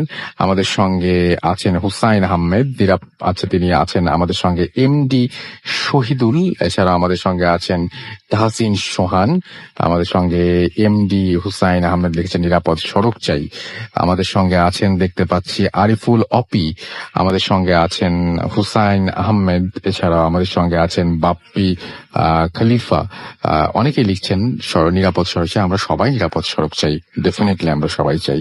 এমডি মাহমুদুল হাসান হৃদয় আমাদের সঙ্গে আছেন, অ্যাপ দিয়ে শুনছেন তিনি, আমাদের সঙ্গে আছেন মনজুরুর রহমান সেজান, ভয় পাচ্ছি না, আল মাহফুজ বাপ্পি আমাদের সঙ্গে আছেন, আইকে সাইমুম আমাদের সঙ্গে আছেন, শুক্রবার মানেই ভূত এফএম, আমাদের সঙ্গে আছেন উত্তম কুমার পল, আমাদের সঙ্গে আছেন দেখতে পাচ্ছি এছাড়াও ইউসুফ রনি, তারেক আহমেদ মুন্না আমাদের সঙ্গে আছেন, আবিদ অঙ্কন আমাদের সঙ্গে আছেন, আমাদের সঙ্গে আছেন এসকে ফিরোজ, সৌরভ আহমেদ চৌধুরী আমাদের সঙ্গে আছেন, আহমেদ শাকিল আমাদের সঙ্গে আছেন, তারিফ মুসবা মুবাশশর আমাদের সঙ্গে আছেন, রোহিত মোহাম্মদ রহমান শুভ আমাদের সঙ্গে আছেন, আমাদের সঙ্গে আছেন রোমান হাসাইন, এছাড়াও দেবনা আনান চক্রবর্তী, এছাড়াও আছেন এ বি হাসান রনি, তসলিম মাহমুদ যশোর থেকে অ্যাপ দিয়ে শুনছেন, আমাদের সঙ্গে আছেন দেখতে পাচ্ছি রিয়াদ ইব্রাহিম, এছাড়া মালদ্বীপ থেকে শুনছেন তিনি, কেটি কাউসার আমাদের সঙ্গে আছেন, আমাদের সঙ্গে আছেন দেখতে পাচ্ছি MD Anisuzzaman Amin, I love বাবু ভাই, মিসিং ইউ বাবু ভাই, আমাদের সঙ্গে আছেন দেখতে পাচ্ছি এমডি কবির বগুড়া থেকে শুনছেন, তেহসান আহনাফ আমাদের সঙ্গে আছেন, এস কে শিওন আমাদের সঙ্গে আছেন, রেজওয়ান রিফাত আমাদের সঙ্গে আছেন। আমরা ছিলাম ভূত এফএম এর যে অফিসিয়াল ফেসবুক পেজ সেটাতে, এবং এই পেজে যদি আপনি যে কমেন্ট করতে চান তাহলে আপনাকে যেতে হবে www.facebook.com/radio.ফুর্তি, এই অ্যাড্রেসে না, এই অ্যাড্রেস তো যাবেনি, এটা আমাদের ফুর্তির পেজ, আর এটা হচ্ছে www.facebook.com/bhutfm.raffle, যেখান থেকে আমি মেসেজ গুলো পড়লাম। একটু পরে আমি ফুর্তির পেজে গিয়েও মেসেজ করবো, তবে তার আগে আমি চলে যাব আমাদের দ্বিতীয় অতিথির কাছে, এবং আপনার নামটা প্লিজ একটু বলবেন, আপনি কোথা থেকে এসেছেন সেটা বলবেন, আপনার you have a beautiful story, আপনার স্টোরিটা অনেক ইন্টারেস্টিং, সেই স্টোরিটা খুব ধৈর্য নিয়ে আমরা সবাই শুনবো, আপনি খুব ধীরে ধীরে চমৎকার ভাবে বলবেন। এখনো পর্যন্ত কিন্তু আমরা কোনো ব্রেকে যাইনি, সো আমরা ঘটনাটা শুনে ফেলি, আশা করছি আপনারা এনজয় করছেন। থ্যাংক ইউ রাসেল ভাইয়া আমাকে সুযোগ দেওয়ার জন্য। আসসালামু আলাইকুম। আমি ওয়ালাইকুম আসসালাম। তুষার আহমেদ বলতেছি। আমি মিরপুর 1 থেকে এসেছি। জি। আসলে আজকে আমি যে ঘটনাটা বলবো সেটা আমার সাথে ঘটে যাওয়া একটা ঘটনা। এই ঘটনাটা 2016 সালে ঘটে। জি। আমি 16 সালে ইন্টার পরীক্ষা দেওয়ার পর ভার্সিটি এক্সাম প্রিপারেশন নেই। তো অনেক প্রিপারেশন নেওয়ার পরও কোথাও পাবলিক ভার্সিটিতে মানে চান্স হয় না আমার। আচ্ছা। যার কারণে আমি একটু ফ্রাস্ট্রেশনে ভুগতেছিলাম। আর বাসা থেকেও বলতেছে যে এই সময়টা এখন তুমি কি করবা, তুমি তাবলিগে চলে যাও। তো আমি ভাবলাম যে হ্যাঁ, যে আমার দিল সায় দিল যে আমি হ্যাঁ যাবো ইনশাল্লাহ। তো আমার ভাইয়ের পরামর্শ আমি ছাত্র জামাতের সাথে, এসএসসি ছাত্র জামাতের সাথে হ্যাঁ 40 দিনের জন্য বের হই। আমার খুলনায় রোগ হয়, কাকরাইল মসজিদ থেকে আমাদের রোগটা করে দেয় খুলনা বটিয়াঘাটা ইউনিয়নে। আচ্ছা। আহ, জামাতে যখন 15 দিন চলতেছে, তো ওই অবস্থায় আমরা একটা মসজিদ চেঞ্জ করি। তো 17তম দিনে যে হ্যাঁ আমরা সুখদারা ইউনিয়ন একটা বাজার মসজিদে গিয়ে উঠি। তো বাজার মসজিদের হ্যাঁ একটা মানে এক পাশে, বাজার মসজিদের এক পাশে একটা নদী ছিল। আর যেহেতু বাজার মসজিদ, প্রচুর লোকের সমাগম হয়, কিন্তু সমাগমটা শুধু সকাল থেকে সন্ধ্যা পর্যন্ত। তো সন্ধ্যা পর্যন্ত লোকের যাতায়াত আছে, তো নৌকা এপার থেকে ওপার হচ্ছে। মোটামুটি দেখা যায় যে সন্ধ্যার পরে আর কোনো লোক থাকে না বাজারে। হ্যাঁ, তো ওই মসজিদ আমাদের প্রথম দিন। তো আমি আমি ওই জামাতে প্রথম দিনে খেদমতে থাকি মসজিদে। আর রাসেল ভাই, যদি মসজিদের মানে বিবরণটা দেই, হ্যাঁ মসজিদটা বেশি বড় না, টিন শেড মসজিদ। আর মসজিদটা 3টে স্টেপে বিভক্ত। প্রথমটা হচ্ছে ভেতরের অংশ, যেটা মানে থাই করা, আর আরেকটা ছোট বারান্দা, আর বাইরে একটা বড় বারান্দা যেখানে অজু করার ব্যবস্থা আছে। তো ওই দিন আমি খেদমতে ছিলাম, সারাদিন খেদমত করার কারণে হ্যাঁ গোসল করার সময় পাই নাই, যে গোসল করব। হ্যাঁ, ওই সময়টা আমার হয় নাই। তো যার কারণে আমি চিন্তা করলাম যে রাতে শোবার আগে হয়তো বা গোসল করে নিলে আমার ঘুমটাও ভালো হবে, আর আমি ঘুমায়ও আরাম পাবো। তো মোটামুটি মানে আমলও শেষ হয়ে গেছে সব। ঈশা নামাজের পর সবে খানা দানা খাইছে। হ্যাঁ, খাওয়ার পর এরকম বিছানায় চলে গেছে। তো আমিও, আমার শরীরটাও ক্লান্ত, যে আজকে অনেক মানে মানে ক্লান্ত লাগতেছে, খেদমত করছি, মোটামুটি সমস্ত আমলে জুড়ছি, যার কারণে একটু মানে শরীরটা দুর্বল লাগতেছে। তো আমি বিছানায় চলে যাই যে না, এখন আর গোসল করব না। তো যখন বিছানায় চলে যাই, যেহেতু গ্রাম, ওখানে কোনো কারেন্ট নেই, যার কারণে আমি ভাবলাম যে না, গরম লাগতেছে, গোসল করে নিলে ভালো হইতো। তো আমি এপিট ওপিট করতে করতে দেখা যায় যে 12টা বেজে গেছে, গোসল আর করিনি। তো একটা সময় আমি ডিসিশন নিলাম, না, গোসল না করে ঘুমাইলে আমার আর ঘুম হবে না। তো আমি তো প্রস্তুতি নিলাম গোসলের জন্য, একটা গামছা নিলাম, লুঙ্গি নিয়ে বের হয়ে গেলাম। তো বের হওয়ার সময় আমি আবার আমার যে আমির সাহেব ছিল, তো ওই আমির সাহেবের কাছে আমি অনুমতি চেতে যাই যে আমির সাহেব, আপনি কি আমার সাথে যাবেন? তো আমির সাহেব একটু ক্লান্ত বোধ করতেছে, যার কারণে উনি বললো যে তুমি অন্য কোনো সাথীকে নিয়ে যাও, হ্যাঁ ভালো হবে, আমি একটু রেস্ট নিই। তো আমি অন্য কোনো সাথীর কাছে যাই, এক এক স্টুডেন্টের কাছে যাই যে আমার ছোট ছিল, যেহেতু এসিসি ছাত্র জামাত। তো ওকে আমি রিকোয়েস্ট করি, ও আমাকে বলে যে যে ভাইয়া, আমার তো খুব ক্লান্ত লাগতেছে, মসজিদ চেঞ্জ করছি আর পুরোটা দিন, হ্যাঁ খুব ক্লান্ত লাগতেছে, আমি ভাইয়া অন্য কাউকে নিয়ে যান। তো আমি কাকে বলবো এখন? আর তাবলিগ জামাতের একটা বিশেষ বিষয় কি, যে মুরব্বীরা বলে যে যে একা একা আপনারা কখনো মসজিদ থেকে বের হবে না রাতের বেলা, বিশেষ করে হ্যাঁ কোনো সাথীকে নিয়ে গেলে ভালো হয়। হ্যাঁ, মুনাসেব সাথী, হ্যাঁ বড় সাথী নিয়ে গেলে ভালো। তো আমি আমি কোনো সাথী না থাকার কারণে আমি নিজেই সিদ্ধান্ত নিই যে না, যে আমি একাই বের হব। তো আমি এরকম মসজিদের মেমো থেকে চাবি নিয়ে হ্যাঁ বের হয়েছি, তালা খুলছি, কেচি গেটের তালা খুলে বের হয়ে এরকম ঘাটে গেছি, গোসল করছি। হ্যাঁ, গোসল করার পর যেহেতু ভাটা চলতেছে, হ্যাঁ আমি মগ নিয়ে গোসল করছি। হ্যাঁ, তারপর কাপড় পরিবর্তন করছি, কাপড় পরিবর্তন করার পর দেখা গেছে যে এগুলা তো ধোয়া দরকার, রাত করে কি আর ধোয়া সম্ভব? সেজন্য আমি করলাম কি, যে কাপড়গুলো একটু উপরে রেখে আসছি, যাতে যে জোয়ারের পানিতে ভাইসা না যায়। তো আমি চলে আসছি। রাসেল ভাই, আমার শরীর পুরা শরীর ভিজা, হ্যাঁ পুরা শরীরটাই আমার ভিজা। এখন আমার শরীরে খালি পরনে একটা গামছা গামছা পেঁচানো ছিল, হ্যাঁ চুল ভেজা, সমস্ত শরীর ভেজা। এই অবস্থায় আমি মসজিদের ভিতর ঢুকি। তো ঢোকার পর রাসেল ভাই, আমার হাতে তালা চাবি, আমি হ্যাঁ কেচি গেটটা চাপায়া, হ্যাঁ চাপায় চাপায় এরকম তালা মারবো। এই সময় তালা মারার সাথে সাথে আমি একটু মানে মুভ করছি পিছে। তো দেখলাম যে ট্যাবের আওয়াজ চলতেছে, ট্যাবের যেরকম পানি পড়ে ওইখানে একটা আওয়াজ হইতেছে। তো আমি ভাবলাম যে যে কি, তো দেখলাম একজন একজন বৃদ্ধ লোক। আমার কাছে মনে হলো রাসেল ভাইয়া, যে লোকটা মনে হয় বহুত বড় আল্লাহওয়ালা লোক। হ্যাঁ, খুব সুন্দর চেহারা, হ্যাঁ দাড়ি পাকা, কাঁচা পাকা দাড়ি, হ্যাঁ খুব সুন্দর চেহারা, সুশ্রী চেহারা। দেখলে যে কেউ দেখলে মনে হবে যে না, সে মনে হয় অনেক বড় নেককার লোক। তো ওনার চোখে আমার যখন চোখ পড়লো, তো উনি আমার দিকে মানে মানে পা থেকে মাথা পর্যন্ত আমার দিকে চেয়ে আছে। তো আমার মুখ থেকে তখন সালাম বের হলো যে আসসালামু আলাইকুম। তো উনি আমার দিকে আবার মানে এক দৃষ্টিতে তাকাইছিল। তো তাকানোর পরে উনি আমাকে ইশারা দিল হ্যাঁ যে আমার সালামটা নিছে। তো আমি ভাবলাম যেহেতু যে বাইরে থেকে আসছে হয়তো বা নামাজ পড়বে, আমি তালা লাগাই দিই, ভেতরে চলে যাই, ওনার নামাজ শেষ হলে আমি আবার তালা লাগাই দিব। তো আমি এরকম ভেতরে চলে যাই, আমি ড্রেস আপ পাল্টাই, হ্যাঁ ড্রেস আপ পরি নতুন করে। লোকটা ভিতরে আসে, কিছুক্ষণ পর উজু করার পর লোকটা ভেতরে আসে। আসার পর উনি নামাজ পড়া শুরু করে। তো আমি দেখতেছি উনি নামাজ পড়তেছে, আর আমার খুব ক্লান্ত লাগতেছে গোসল করার পর। তো একটু একটু মশারি তলে ভিতরে গিয়ে একটু মানে মানে মাথাটা শোয়ালাম যেন একটু ঘুমাই। তো আমি ভাবলাম যে সারাদিন তো মেহনত করা হয়েছে, তো কোনো তো বড় সাথী পাইলাম না। উনি মনে হয় এলাকার সাথী, ওনার সাথে একটু কথা বললে ভালো হয়, যেহেতু ঘুম আসতেছে না এখন কি করব। তো আমি দেখতেছি ওনার নামাজ কখন শেষ হয়। তো যখন ওনার নামাজ শেষ হলো তখন আমি মশারির ভিতর থেকে বের হয়ে তার সঙ্গে কথা বলার জন্য তার পাশে গিয়ে বসলাম। তো নাম সালাম ফিরে পড়ছেন উনি, এখন জিকির মানে হাতের কড়ি গুনতেছেন, জিকির করতেছেন, আমি দেখে বুঝতে পারছি। তখন আমি ইশারায় সালাম দিলাম, আসসালামু আলাইকুম। তো উনি আমার দিকে তাকে একটা মুচকি হাসি দিলেন। পরে আমি জিজ্ঞাসা করলাম, হযরত আপনি কি এই মসজিদের সাথী? তো উনি কোনো আমাকে রিপ্লাই দিল না। উনি উঠে খাড়ায় গেল, খাড়ায় আমাকে মনে হইতেছে যে একটা রাসেল ভাই ইশারা দিল যে তুমি আমার পিছে পিছে আসো। তো আমিও কেমন জানি মনে হইতেছে যে একটা ধাঁধার ভিতরে পড়ে গেছি। উনি হাঁটা শুরু করলো, আমিও তার পিছে পিছে হাঁটা শুরু করলাম। হ্যাঁ, তো উনি এরকম থাই গ্লাস পের হয়ে বারান্দায় চলে গেছে, আমিও তার পিছে পিছে মানে যাওয়া শুরু করলাম।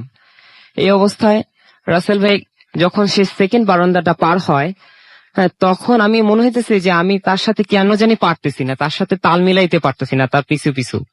হ্যাঁ, তো সে যখন সেকেন্ড বারান্দা চলে যায় তখন আমি থাই গ্লাস এরকম এরকম খুলে সেকেন্ড বারান্দায় যাই, কিন্তু সেকেন্ড বারান্দার পর ওনাকে আমি আর দেখতে পাইতেছি না। দেখলাম যে উনি তৃতীয় বারান্দায় চলে গেল, অজুখানা চলে গেছে। অজুখানার ওইখানে কেচি গেটে যখন সামনে গেল তখন উনি জানি কিরকম ভাবে কেচি গেট থেকে বের হয়ে গেল, মানে বাতাসের সাথে, যেটা রাসেল ভাই যে মানে বাতাস, মনে হচ্ছে যে মানে উনি জাস্ট হ্যাঁ হ্যাঁ কেচি গেট ভেদ করে চলে ভেদ গেলেন। করে চলে গেছে। তো আমি আমার চোখে আমি বিশ্বাস করতে পারতেছি না যে আমি এগুলো কি দেখতেছি। দেখলাম উনি আস্তে আস্তে আস্তে আস্তে বাতাসের সাথে সাথে সাথে নদী, হ্যাঁ ওই নদীর উপর দিয়ে আস্তে করে চলে ভ্যানিশে গেল। আচ্ছা আচ্ছা, এই দৃশ্য দেখার পর আসলে আমি তো মানে বুঝতে পারতেছি না যে আমি এখন কি পাবো। আমি যে পরিমাণ ভয় পাইছি, আমি আমার নিজেকে কন্ট্রোল করতে পারতেছি না যে আমি যে দৌড়াইয়া যে মসজিদের ভিতরে যাব, হ্যাঁ আমার এই শক্তিটা পর্যন্ত ছিল না রাসেল ভাই। হ্যাঁ আমার শরীর মানে মনে হইতেছে যে না আমি আর পারবো না। তো এই অবস্থা আমি ওইখানে শুয়ে পড়ি। হ্যাঁ, যে আমার মনে হইতেছে যে আমি সেন্সলেস হয়ে যাবো। হ্যাঁ, এই অবস্থা আমি ওইখানে শুয়ে পড়ি। তো যখন ফজরের আজান দেয়, হ্যাঁ মুয়াজ্জিন সাহেব ফজরের আজান দেওয়ার জন্য মসজিদে আসে, তখন উনি আমাকে অজুখানায় পায়। যে অজুখানায় একটা ছেলে এখানে শুয়ে আছে, যে বেডিং ভিতরে, অথচ সে এখানে শুয়ে আছে কেন? তো উনি আমাকে ডাক দিল যে কি হয়েছে তোমার? তো উনি আমার চেহারা দেখে বুঝতে পারছে যে রাসেল ভাই আমার সাথে কিছু একটা ঘটছে। তো উনি আমার চেহারা দেখার পর বলতেছে ভয় পাইছো? আমি বললাম যে জি হ্যাঁ ভয় পাইছি। তো কি দেখছো? আমি বললাম যে একটা লোককে দেখলাম, উনি আসলো, উজু করলো, নামাজ পড়লো। হ্যাঁ, ওনার সাথে আমি কথা বললাম যে আপনি মসজিদের সাথে কিনা, এই আশার বিষয়ে জিজ্ঞাসা করার জন্য কথা বললাম। তো উনি আমার কোনো কথা উত্তর না দিয়ে সোজা এরকম কেচে গেটের ভিতর দিয়ে বাতাসের সাথে বের হয়ে গেছে। তো এটা দেখে আমি ভয় পেয়েছি। ভয় পাও না। পরে উনি আমাকে হ্যাঁ মানে দোয়া কালাম পরে আমার বুকে ফু দিয়ে দিচ্ছেন। পরে আমি নিজের বেডিং এ গিয়ে শুয়ে পড়ি। তো এই ঘটনাটা আমি কাউকে রাসেল ভাই জানাই নাই। এই ছিল আমার ঘটনা ভাই। আচ্ছা, এবং পরের দিন তো আপনার কোন একজন হ্যাঁ বন্ধু, হ্যাঁ হ্যাঁ হ্যাঁ, এটা আমারই এক বন্ধু, নাম পারভেজ। ওর সাথে এই ঘটনাটা ঘটে। তো ও এরকম যে ফজরের নামাজের আগে, মানে আমরা তো একই মসজিদে। হ্যাঁ একই মসজিদে। তো ও আমাকে বলতেছে, মানে ফজরের নামাজের ঠিক আগ মুহূর্তে ও আমাকে ডাকতেছে আচ্ছা, যে যে তুষার ওঠ। আমি বললাম যে কি হয়েছে? বলে যে দোস্ত ভয় পাইছি, তুই একটু ওঠ, আমি তো একা একা টয়লেটে যেতে পারবো না। তো আমি বললাম আচ্ছা ঠিক আছে, তুই টিস্যু নে ভাই, আমার কাছে তো টিস্যু শেষ হয়ে গেছে, আমি উঠতেছি। তো ও উঠার পরে বলতেছে কি হয়েছে, ভয় পাইছিস কেন? তো ও টয়লেটে গেছে। ও টয়লেটে যাওয়ার জন্য আমাকে ডাক দিছে, তো আমি উঠছি। ও আর আমি একসাথে টয়লেটে গেছি। তো যাওয়ার পর আমি ওকে জিজ্ঞাসা করতেছি কি রে কি দেখে ভয় পাইছিস? তো আমি যখন উঠি আমি ভাবছিলাম যে হয়তো বা আরো কেউ উঠছে। তো আমি মসজিদের ডান কোনায় দেখি যে নাইম নামের একটা ছেলে আমাদেরই মসজিদের সাথী, মানে মসজিদের আমাদের জামাতের সাথী। হুম হুম, তো ও ফতুয়া পড়া মানে সুন্নতি গেঞ্জি যেটাকে বলে, হুম হুম। টুপি ছাড়া নামাজ পড়তেছে। তো আচ্ছা। ওর কাছে অবাকের বিষয় না, যেহেতু তাহাজ্জুদে উঠছে হয়তো বা গরম লাগতেছে, হ্যাঁ ফতুয়া সুন্নতি গেঞ্জি টুপি ছাড়া নামাজ পড়তে পারে স্বাভাবিক। আচ্ছা। তো ও টর্চ মেরে মেরে মশার ভিতর দেখতেছে যে আর কেউ উঠছে কিনা। তো ও যখন মসজিদের বাম প্রান্তে থেকে ডান প্রান্তে ক্রস করছে দেখছে ওর নামাজ শেষ। তো ও নাইমকে বলতেছে, নাইম নাইম তুই একটু দাঁড়া, আমি আমি টয়লেটে যাব। তো ওর কোনো কথা রেসপন্স না দিয়ে নাইম পাঞ্জাবিটা কাঁধে ঝুলে হাঁটা শুরু করছে। তো ও ওর পিছু পিছু হাঁটা শুরু করছে, দাঁড়া দাঁড়া আমিও টয়লেটে যাব। এই অবস্থায় যখন ও এরকম মসজিদের প্রথম বারান্দা ক্রস করে ওর সাথে তাল মিলাইতে পারে নাই। তো যখন সে একদম শেষ বারান্দায় গিয়ে দেখে যে ও নাই, ভ্যানিশ। তো এইটা দেখে ও আরো ভয় পায়। আচ্ছা, এই ছিল ঘটনা। ওকে, থ্যাংক ইউ সো মাচ। আপনার ঘটনার জন্য আপনাকে অনেক ধন্যবাদ। আমি চলে যাচ্ছি কিছু মেসেজে, কমেন্টে চলে যাব। আমি দেখতে পাচ্ছি আমাদের সঙ্গে আছেন এবার কিন্তু রেডিও ফুর্তির পেজ থেকে পড়ছি। আমাদের সঙ্গে আছেন আফিফা ইসলাম, ঐশী না লৌসি, এবং তিনি বলছেন যে হ্যালো কেমন আছেন, আমি পায়েল খুলনা থেকে শুনছেন তিনি। ইয়াসিন শাফিন আমাদের সঙ্গে আছেন, গত 2 বছর ধরে তিনি ভূত এফএম শোনেন, ভূত এফএম এর একটা লাইভ পর্বও তার মিস হয় না, এবং তিনি তাই সেটা লিখেছেন এবং বন্ধুদের সকলদেরকে ভূত এফএম শোনার জন্য আমি ইনভাইট করি। থ্যাংক ইউ ভেরি মাচ আমাদের সঙ্গে থাকার জন্য। আমাদের সঙ্গে আছেন দেখতে পাচ্ছি এছাড়াও রবিন হুসাইন, সালামু আলাইকুম রাসেল ভাই, আমার কাছে ভয়ঙ্কর কাহিনী আছে, ভয়ঙ্কর কাহিনী থাকলে আপনি অবশ্যই সেটা পাঠিয়ে দেন আমাদের কাছে, এবং সেটা পাঠিয়ে দিতে হলে যেটা করতে হবে আমাদের ইমেল অ্যাড্রেসটা মনে রাখতে হবে। আমাদের ইমেল অ্যাড্রেস হচ্ছে bhutfm@radiofurtik.fm। আমাদের সঙ্গে আছেন এই মুহূর্তে বিএম তামিম খান। আসসালামু আলাইকুম রাসেল ভাই, আমি তামিম। ওয়ালাইকুম আসসালাম। এবং রিয়াদ সৌদি আরব থেকে তিনি অ্যাপ দিয়ে শুনছেন। আমাদের সঙ্গে আছেন নোবেলিস্ট বক্তি, এছাড়াও আমাদের সঙ্গে আছেন আবুজার জুনিয়র, এবং আমাদের সঙ্গে তিশা চৌধুরী আছেন, এবং আমাদের সঙ্গে আছেন দেখতে পাচ্ছি অরণ্য মেহেদি, এবং আমাদের সঙ্গে আছেন দেখতে পাচ্ছি আচ্ছা 34 বছর পর জিন একটা লোককে ফেরত দেওয়ার কথা ছিল, সেই অনুযায়ী এই মাসে ফেরত দেওয়ার কথা, সেটি নিয়ে কিছু তথ্য বের করেছেন কিনা। অবশ্যই তথ্য বের করেছি, এবং তিনি আবারও আমাদের সাথে যোগাযোগ করেছেন, হয় আসতে চেয়েছেন অথবা ঘটনা পাঠিয়েছেন, কোনো একটা কিছু হবে। তবে সেই ভদ্রলোক যার 34 বছর আগে যার ফিরে আসার কথা ছিল তিনি ফিরে আসেননি, সেটা তিনি লিখেছেন, এইটুকু আপনাকে নিশ্চিত করতে পারি। তাকে আমরা হয়তো কিছুদিনের মধ্যেই পাবো। সিনথিয়া আফরিন মিতু আমাদের সঙ্গে আছেন, লিখেছেন শুনছি। আমাদের সঙ্গে আছেন রাইসুল হাসান রনি, এছাড়াও আমাদের সঙ্গে আছেন এমডি রবিউল রানা, আমাদের সঙ্গে তানভীর আহমেদ হিমু চৌধুরী আছেন, রফিউল ইসলাম তামিম আমাদের সঙ্গে আছেন, আমাদের সঙ্গে এছাড়াও আছেন গোবিন্দ, এছাড়াও আমাদের সঙ্গে আছেন অর্থহীন এবং অর্থহীন সুমন, মুস্তাফা তামিম আমাদের সঙ্গে আছেন, আমাদের সঙ্গে আছেন সাকিব হাসান, আমাদের সঙ্গে আছেন ইসমাইল, এছাড়াও এমডি আব্দুল্লাহ গাজী আমাদের সঙ্গে আছেন, আমাদের সঙ্গে মসজিদের গল্পটা তার কাছে ভালো লেগেছে। রাকিব হাসান দীপ আমাদের সঙ্গে আছেন, আমাদের সঙ্গে আছেন দেখতে পাচ্ছি জয় দাস জয়, আমাদের সঙ্গে জো দাস জয়, আমাদের সঙ্গে আছেন শাহেদ আহমেদ ঝিনাইদহ কালীগঞ্জ থেকে, আশিকুল্লাহ আশিক আমাদের সঙ্গে আছেন, যশোর থেকে শুনছেন, আহসান সাদিক আমাদের সঙ্গে আছেন, আমাদের সঙ্গে আছেন মমিনুল ইসলাম সুমন বরিশাল থেকে শুনছেন, আব্রাহাম লিঙ্কন আমাদের সঙ্গে আছেন, এবং তিনি বলছেন ভয়ের কারণে শোনাই বাদ দিয়েছি। আমাদের সঙ্গে আছেন দেখতে পাচ্ছি এছাড়াও আশিকুল্লাহ আশিকের নাম বলেছি, ফরহাদ ইসলাম আমাদের সঙ্গে আছেন, আমাদের সঙ্গে আছেন মোহাম্মদ ইব্রাহিম, এছাড়াও মেহেদি ইসলাম আমাদের সঙ্গে আছেন, এমডি রানা আমাদের সঙ্গে আছেন, অ্যাঞ্জেল কুইন্স আমাদের সঙ্গে আছেন, আমাদের সঙ্গে আছেন ইয়ামিন খালেদ দীপু, দেবানন্দ চক্রবর্তী আমাদের সঙ্গে আছেন, আমাদের সঙ্গে আছেন শাহরিয়া ফয়সাল চট্টগ্রাম থেকে শুনছেন, আমাদের সঙ্গে আছেন নাসিম আহমেদ, আমাদের সঙ্গে আছেন কাজী থাসিন জামান, এছাড়াও আমাদের সঙ্গে আছেন দেখতে পাচ্ছি শিমু তাবাসসুম মাহি, আবু নোমান ফয়সাল আমাদের সঙ্গে আছেন, এমডি হৃদয় খান আছেন, এ জে রাফি আছেন শেষের কবিতা, হুসাইন ডন, PM পরিসা পরশ আমাদের সঙ্গে আছেন, সাব্বির আহমিন, লিওনার্দো ফ্রান্সিসকো এখানেও আছেন, এখানেও তিনি লিখেছেন, আমাদের সঙ্গে আছেন আব্দুল মমিন সিলেট পলিটেকনিক কলেজ থেকে, তালহা জুবায়ের প্রীতম আমাদের সঙ্গে আছেন, AH লিমন আমাদের সঙ্গে আছেন, আমাদের সঙ্গে আছেন অবুজ বালকি ইব্রাহিম, সিদরাতুল ইসলাম মিরাজ আমাদের সঙ্গে আছেন, অনেকদিন পর আসলেন তিনি, ওয়েলকাম ব্যাক। রূপম চক্রবর্তী আমাদের সঙ্গে আছেন, তিনি বলছেন যে তার মেসেজটা পড়া হয় না কেন। 2500 ভৈরবদি থেকে আছেন জাহাঙ্গীর বাদশাহ। অস্থির রাব্বি আমাদের সঙ্গে আছেন দেখতে পাচ্ছি SH শাহান, এছাড়াও MD সাইফুল্লাহ আমাদের সঙ্গে আছেন ফারহাদ সাদি, এছাড়াও আছেন আমাদের সঙ্গে আরো অনেকে। আপনি যদি যোগ দিতে চান তাহলে ডেফিনেটলি আপনি যোগ দিতে পারেন। আমাদের দুটো পেজ রয়েছে, www.facebook.com/radio.ফুর্তি, যেখান থেকে আমি মেসেজ পড়ছিলাম। একটু পরে আবার চলে যাবো www.facebook.com/bhoothfm.russell, যেখানে আপনারা লিখতে পারেন, দুটো পেজে আমাদের লিখতে পারেন, এবং আমাদেরকে ইমেইল পাঠাতে হলে, অর্থাৎ আপনার কোনো ঘটনা পাঠাতে হলে আমাদের ইমেল অ্যাড্রেস হচ্ছে bhoothfm@radiofurti.fm, which is bhwtfm@radioforti.fm। আপনার নাম, ঠিকানা এবং ফোন নাম্বার সহ আপনার জীবনে ঘটে যাওয়া বা আপনার জানা সেরা ঘটনা লিখে পাঠিয়ে দিন আমাদের কাছে। ঘটনার শুরুতে অবশ্যই উল্লেখ করুন যে ঘটনাটি আপনি স্টুডিওতে এসে শেয়ার করতে চান, নাকি আপনি চান আপনার ঘটনা আমরা পড়ে শোনাই। যারা দেশের বাইরে রয়েছেন তারা সরাসরি অডিও ক্লিপ শেয়ার করতে পারেন আমাদের সাথে, বা লিখেও পাঠাতে পারেন, যেটা আপনার ইচ্ছা। এখন চলে যাব একটা অডিও ক্লিপে, এবং অডিও ক্লিপের পরে ফিরে আসবো আবারও নতুন অতিথি নিয়ে। সেই পর্যন্ত আমাদের সঙ্গেই থাকুন। এখনো পর্যন্ত কিন্তু আমরা কোনো ব্রেক নেইনি, সো আমরা চলে যাচ্ছি একটা অডিও ক্লিপে। Stay tuned radio Foorti FM and this.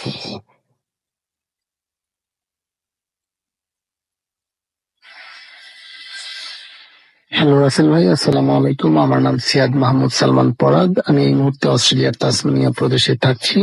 আমি আজকে যে ঘটনাটা বলবো এটা মোকারাবিনের কাছ থেকে শোনা। মোকারাবিন আর আমি একই বাসায় থাকি, যে জন্য এটা বলে নিচ্ছি, কারণ মোকারাবিন মিথ্যে কথা বলার কিংবা কোনো ধরনের ওই ধরনের কোনো কথা বলার ছেলে নয়। আর এবং এটা তার বাবার মুখ থেকে শোনা। তার বাবা অত্যন্ত ধর্মপরায়ণ একজন ব্যক্তি। মোকারাবিন নিজেও খুবই ধর্মপরায়ণ। যাই হোক, ঘটনাটা ঘটে তার বাবার একজন পেশেন্টের সাথে, যিনি কিনা সিঙ্গাপুরে থাকতেন।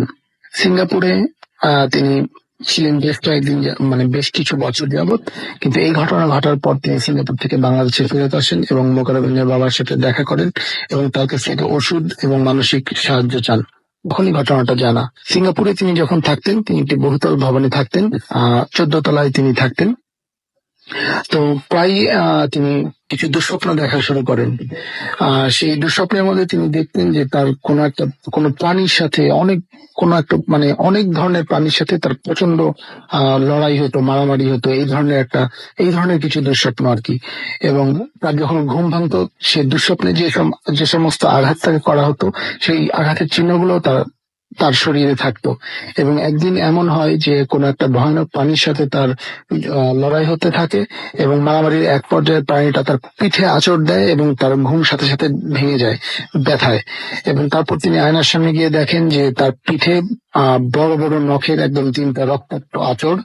এবং এই ঘটনা দেখে তিনি প্রচন্ড ভয় পেয়ে যান এবং তারপর থেকে তিনি প্রায় লক্ষ্য করতেন, এমনকি জেগে থাকা অবস্থায় তার মনে হতো এরকম যে তার সামনে দিয়ে কিংবা পেছন দিয়ে কিছু হেঁটে যাচ্ছে। তিনি বাসায় থাকাকালীন সময় এই জিনিসটা ফিল করতে পারতেন, ওই জিনিসটা তিনি অনুভব করতেন। এখন সমস্যাটা হয়তো বা ওই বাসারই, আমি এটা জানি না, এটা মোকাররবিনও আমাকে বলতে পারেনি।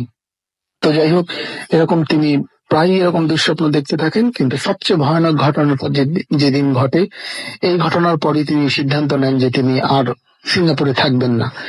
সেটা ঘটে যে এরকমই একদিন রাতে তিনি ঘুমিয়ে আছেন, তখন প্রচন্ড তিনি আবার দুঃস্বপ্ন দেখতে শুরু করেন এবং দুঃস্বপ্নের মধ্যে একইভাবে বিভিন্ন ধরনের প্রাণীর সাথে তার এরকম মারামারি, লড়াই, এই ধরনের ঘটনা ঘটতে থাকে। তিনি বুঝতে পারেন না, মানে প্রাণীগুলোকে তিনি দেখতে পাচ্ছেন না কিন্তু প্রচন্ড ভয় পাচ্ছেন, এরকম একটা বিষয়। মানে ব্যাপারটা খুব ভয়ঙ্কর। কোনো একটা কিছুর সাথে তিনি, কোনো একটা এনটিপি বা কোনো একটা কিছুর সাথে তিনি প্রচন্ড মারামারি করছেন। এই ধরনের একটা ব্যাপার ঘটতে থাকে এবং তিনি এতটা ভয় পান যে ভয়ের এক পর্যায়ে তিনি নিজেকে রক্ষা করার জন্য তিনি প্রচন্ড জোরে ঘুষি দেন। তো ঘুষি দেওয়ার পরে তিনি হাতে প্রচন্ড ব্যথা পান এবং কিছু একটা ভেঙে যায় এবং তখন তার ঘুমও ভেঙে যায়। ঘুম ভেঙে তিনি দেখেন রাসেল ভাই, ওখানে 14 তলা দালান, যেটা আমি আগেই বললাম। তো 14 তলা ভবন যেহেতু, আর ওখানকার বাড়িগুলো কাঁচ দিয়ে ঘেরা থাকে, আপনি হয়তো বা জানবেন, এবং জানলাগুলো ওই কাঁচের মধ্যেই মানে লাগানো থাকে। তো ওনার এত জোরে উনি ঘুষি মারেন যে পুরো জানলাটা, যেটা কিনা ফ্লোর থেকে শুরু হয় জানলাটা আর কি, পুরো জানলাটা খুলে একদম 14 তলা থেকে পড়ে যায় এবং উনি অল্পের জন্য রক্ষা পান। উনি আর 2-3 পদক্ষেপ দিলেই উনি নিজেও পড়ে যেতেন। তিনি অল্পের জন্য রক্ষা পেয়ে যান এবং তিনি কিন্তু তিনি ভয়ে কিছুটা উকি মারেন, কারণ স্বাভাবিক যে কোথায় পড়লো, কি পড়লো, কারো উপরে পড়লো কিনা। কিন্তু তিনি যখন তাকান তখন একে তো গভীর রাত, রাত কটা বাজে সেটা তার খেয়াল নেই। তো তিনি যখন উকি দেন তখন দেখেন যে বিল্ডিং এর নিচে যে একটা বড় একটা গাছ ছিল কোন একটা, সেই গাছের ওপর একটা অনেক লম্বা চুল এবং সাদা ধবধবে পোশাক পরা একটা মেয়ে, একদম সাদা, তার মুখ অবয়ব সবকিছু সাদা, তার দিকে চেয়ে হাসছে, খুব কুৎসিত ভাবে হাসছে। এবং এই ঘটনা দেখে তিনি মারাত্মক ভয় পেয়ে যান এবং তিনি প্রচন্ড ঘামতে থাকেন। তিনি খাটের উপরে এসে বসে পড়েন এবং তিনি সিদ্ধান্ত নেন আর এক মুহূর্তে এই বাসায় না এবং সিঙ্গাপুরে তিনি আর থাকবেন না। তারপর ওখান থেকে তিনি কিছুদিনের মধ্যেই চলে আসেন এবং এসে মোকাররবিনের বাবার সাথে দেখা করেন, পুরো ঘটনা খুলে বলেন এবং মানসিক সাহায্য নেন, এবং তিনি ওষুধেরও কিছু ওষুধপত্র তাকে দেয়া হয় এবং কিছু দোয়া কালাম পড়ে তাকে দেয়া হয়। তারপর যতদূর মোকাররবিন জানে এখন সে ভালোই আছে। এই হলো ঘটনা রাসেল ভাই। তো আপনারা সবাই ভালো থাকবেন, রাসেল ভাই ভালো থাকবেন, আমাদের জন্য দোয়া করবেন। ধন্যবাদ। Face it, Radio Money Fruity. Radio Fruity. Root FM. The night comes alive with Graminphone.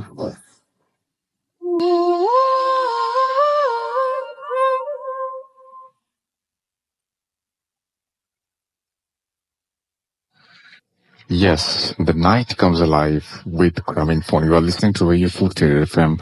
আমি রাসারাচির সাথে কইতে সময় রাত 1:12 আর এই মুহূর্তে আমরা চলে যাচ্ছি আমাদের নতুন অতিথির কাছে। আপনার নামটা প্লিজ একটু বলবেন, তারপর আপনি বলবেন যে আপনি কোথা থেকে এসেছেন, তারপর আপনার ঘটনা শুরু করবেন। হ্যালো লিসেনার্স, আমি মাহমুদুল হক জানান। আমি মিরপুর থেকে এসেছি। আমি ঢাকা কমার্স কলেজ BBA প্রথম বর্ষ পড়তেছি। ওকে, তো আমি সরাসরি আমার ঘটনায় চলে যাচ্ছি। ঘটনাটা হচ্ছে আমার গ্রামের বাড়ি কুমিল্লায়, আর ঘটনাটা ঘটছে এই রিসেন্টলি রমজান মাসে। তো রমজান মাসে আমি আমার ভার্সিটি 4-5 দিন বন্ধ পাওয়াতে তো আমি আর আমার আব্বু গ্রামের বাড়িতে যাই। তো দেন আমরা গ্রামের বাড়িতে রাত্রে আব্বুর মোবাইলে ফোন আসে, আমার আব্বুর একটা মাদ্রাসা ছিল, আব্বু গ্রামে একটা মাদ্রাসা দেয়। তো ওইখান থেকে একটা মাদ্রাসার হুজুর আব্বুকে ফোন দেয় রাতের 2টা বাজে। ফোন দিয়ে বলে যে 3টা মাদ্রাসার স্টুডেন্ট পাওয়া যাচ্ছে না, তো আপনি একটু তাড়াতাড়ি আসেন। দেন আমি আর আমার আব্বু মিলে একসাথে যাই। তো গিয়ে দেখি যে স্টুডেন্টদেরকে খুঁজতেছে হুজুররা। তো পরে আমি আমার আব্বু অনেকে আমরা খুঁজি, প্রায় 10-15 মিনিট পরে খোঁজার পর যখন রমজান মাসে বৃষ্টি হয়েছিল, দেন থেকে ক্ষেত থেকে পুকুরে মাছ আসার জন্য ছোট করে একটা গ্রামের ভাষায় যেটাকে জান বলা হয়, এরকম একটা সিস্টেম করে লেন করে দেওয়া হয়। তো দেন ওই পাশে গিয়ে ওই 3টা স্টুডেন্টকে পাওয়া যায় এবং তাদের মুখ দিয়ে গেজলা বের হচ্ছিল। তো ওইখান থেকে ওদেরকে আমরা পিক করে এনে মাদ্রাসায় আনি। দেন মাদ্রাসার 2-3টা হুজুর ওদেরকে যখন সূরা টুরা পরে ফু দেয় তখন ওরা পাগলামি করা শুরু করে। দেন এক পর্যায়ে ওই জিনদের সাথে বা যারা যেগুলো প্রজেক্ট করছিল স্টুডেন্টদের উপরে, ওদের সাথে কথাবার্তা হয়, যে হুজুরদের সাথে কথাবার্তা হয়। তো জিজ্ঞাসা করলে বলে ওই 3জন স্টুডেন্ট রাত্রের 2টা বাজে বাথরুম করতে বের হয়েছিল। তো বাথরুমের পাশেই একটা বিশাল বড় কদম গাছ ছিল, আর জায়গাটা আসলে আগে থেকে একটু হন্টেড একটা জায়গা ছিল। তো দেন স্টুডেন্ট একজন বাথরুমে যায় আর আরেকজন সাইডে একসাথে তাড়াতাড়ি করার জন্য বাথরুমের পাশেই সে বসে আর কি ওই কদম গাছের নিচে। দেন ওইখানে ওই 7টা জিন ছিল টোটাল, ওরা ওই কদম গাছের উপরে ছিল। ওই স্টুডেন্টদের সাথে তখনই ওদের জিদ উঠে এবং স্টুডেন্টদের উপরে প্রজেক্ট করে এবং তারা বলে তারা ওই 3জন স্টুডেন্টকে তুলে নিয়ে যাবে, কারণ ওই তাদের সাথে স্টুডেন্টরা বেয়াদবি করছে। দেন তখন হুজুর আমাদেরকে বলে যে রাত্রে 3জন স্টুডেন্টকে পাহারা দিতে হবে, না হলে যে কোনো ভাবে ওই স্টুডেন্টদেরকে তুলে নিয়ে যেতে পারে। পরে আমি আমার 2টা ফ্রেন্ডকে কল দেই, আমরা সহ আর হুজুররা সহ, যে রাত্রে আমরা জেগে থাকি। তখন ওই রাত্রি দেখা যায় বাহিরে হয়তো বা কোনো সময়, যেহেতু মাদ্রাসার উইন্ডো গুলা ছিল থাই গ্লাস, সেহেতু থাই গ্লাসে কোনো পর্দা ছিল না এবং বাইরে দেখা যায় বিশাল বসাল ফুটবল আকৃতির আগুনের বল এক পাশ থেকে আরেক পাশে যাচ্ছে। আবার ছাদের মধ্যে দেখা যাচ্ছে কেউ ফুটবল খেলতেছে, অ্যাজ লাইক 8 জন বা 9 জন এরকম সামথিং ফুটবল খেলতেছে দৌড়াদৌড়ি করে।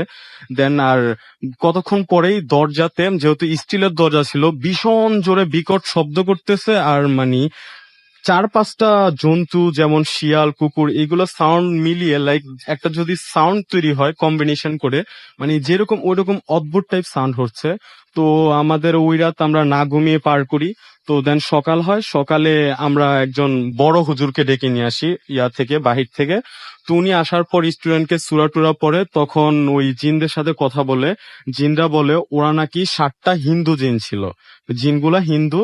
তো আমাদেরকে হুজুর অনেক চেষ্টা করলো, বাট কিছু করতে না পেরে হুজুর বলে গেল যে ওরা যেহেতু হিন্দু জিন, সেহেতু হিন্দুদের জিন তাড়ানোর রিচুয়াল অনুযায়ী ওদেরকে তাড়াতে হবে।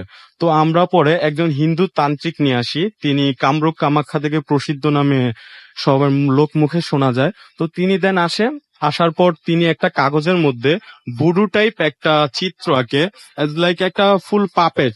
আপনি নিজে দেখেছেন সবকিছু? হ্যাঁ হ্যাঁ, আমি নিজে আচ্ছা। দেখেছি। তো বুড়ো টাইপ একটা কাগজের মধ্যে আঁকে, একে আমাকে বলে যে একটা বালতি নিয়ে আসতে, বালতিতে পানি নিয়ে আসতে, আর হচ্ছে একটা লোহার বটি নিয়ে আসতে। তো দেন যখন আমি বালতি নিয়ে আসি আর আমার একটা ফ্রেন্ডের বাসা থেকে বটি নিয়ে আসি, দেন উনি কি করে ওই বুডু টাইপ যেটা লাল কালি দিয়ে আঁকছে, তিনি ওই বালতির পানির উপরে ওই জাস্ট কাগজটা ফেলার পর উনি বটিটা দিয়ে ওই কাগজটার মধ্যে কোপ দেয়। কোপ দেওয়ার পরে মানে বিশ্বাস করবেন না রাসেল ভাই, সঙ্গে সঙ্গে দেখা যায় যে মানে দাউ দাউ করে পানির ভিতরে আগুন, মনে হইতেছে এই পানি না, এগুলা কেরোসিন ছিল, এভাবে মানে আগুন হইতেছে। আপনার চোখের সামনে? হ্যাঁ, আমার চোখের সামনে আমরা ছিলাম, তারপরে আমার অনেক ফ্রেন্ড ছিল, আমার বাবা ছিল, হুজুররা ছিল। দেন এমন টাইমে বাহিরে মনে হইতেছে, যেহেতু সন্ধ্যা ছিল, সন্ধ্যার বাহিরে মনে হইতেছে যে মাদ্রাসার মাঠে যে গাছগুলা ছিল ওই গাছগুলা মনে হয় ভেঙে যাবে। আর মানে অনেক কঠিন কিছু, মানে এজ লাইক অনেক ভয়ঙ্কর কিছু সাউন্ড। তো দেন স্টুডেন্টরা হচ্ছে যে আমরা খুব ভয় পেয়ে যাই।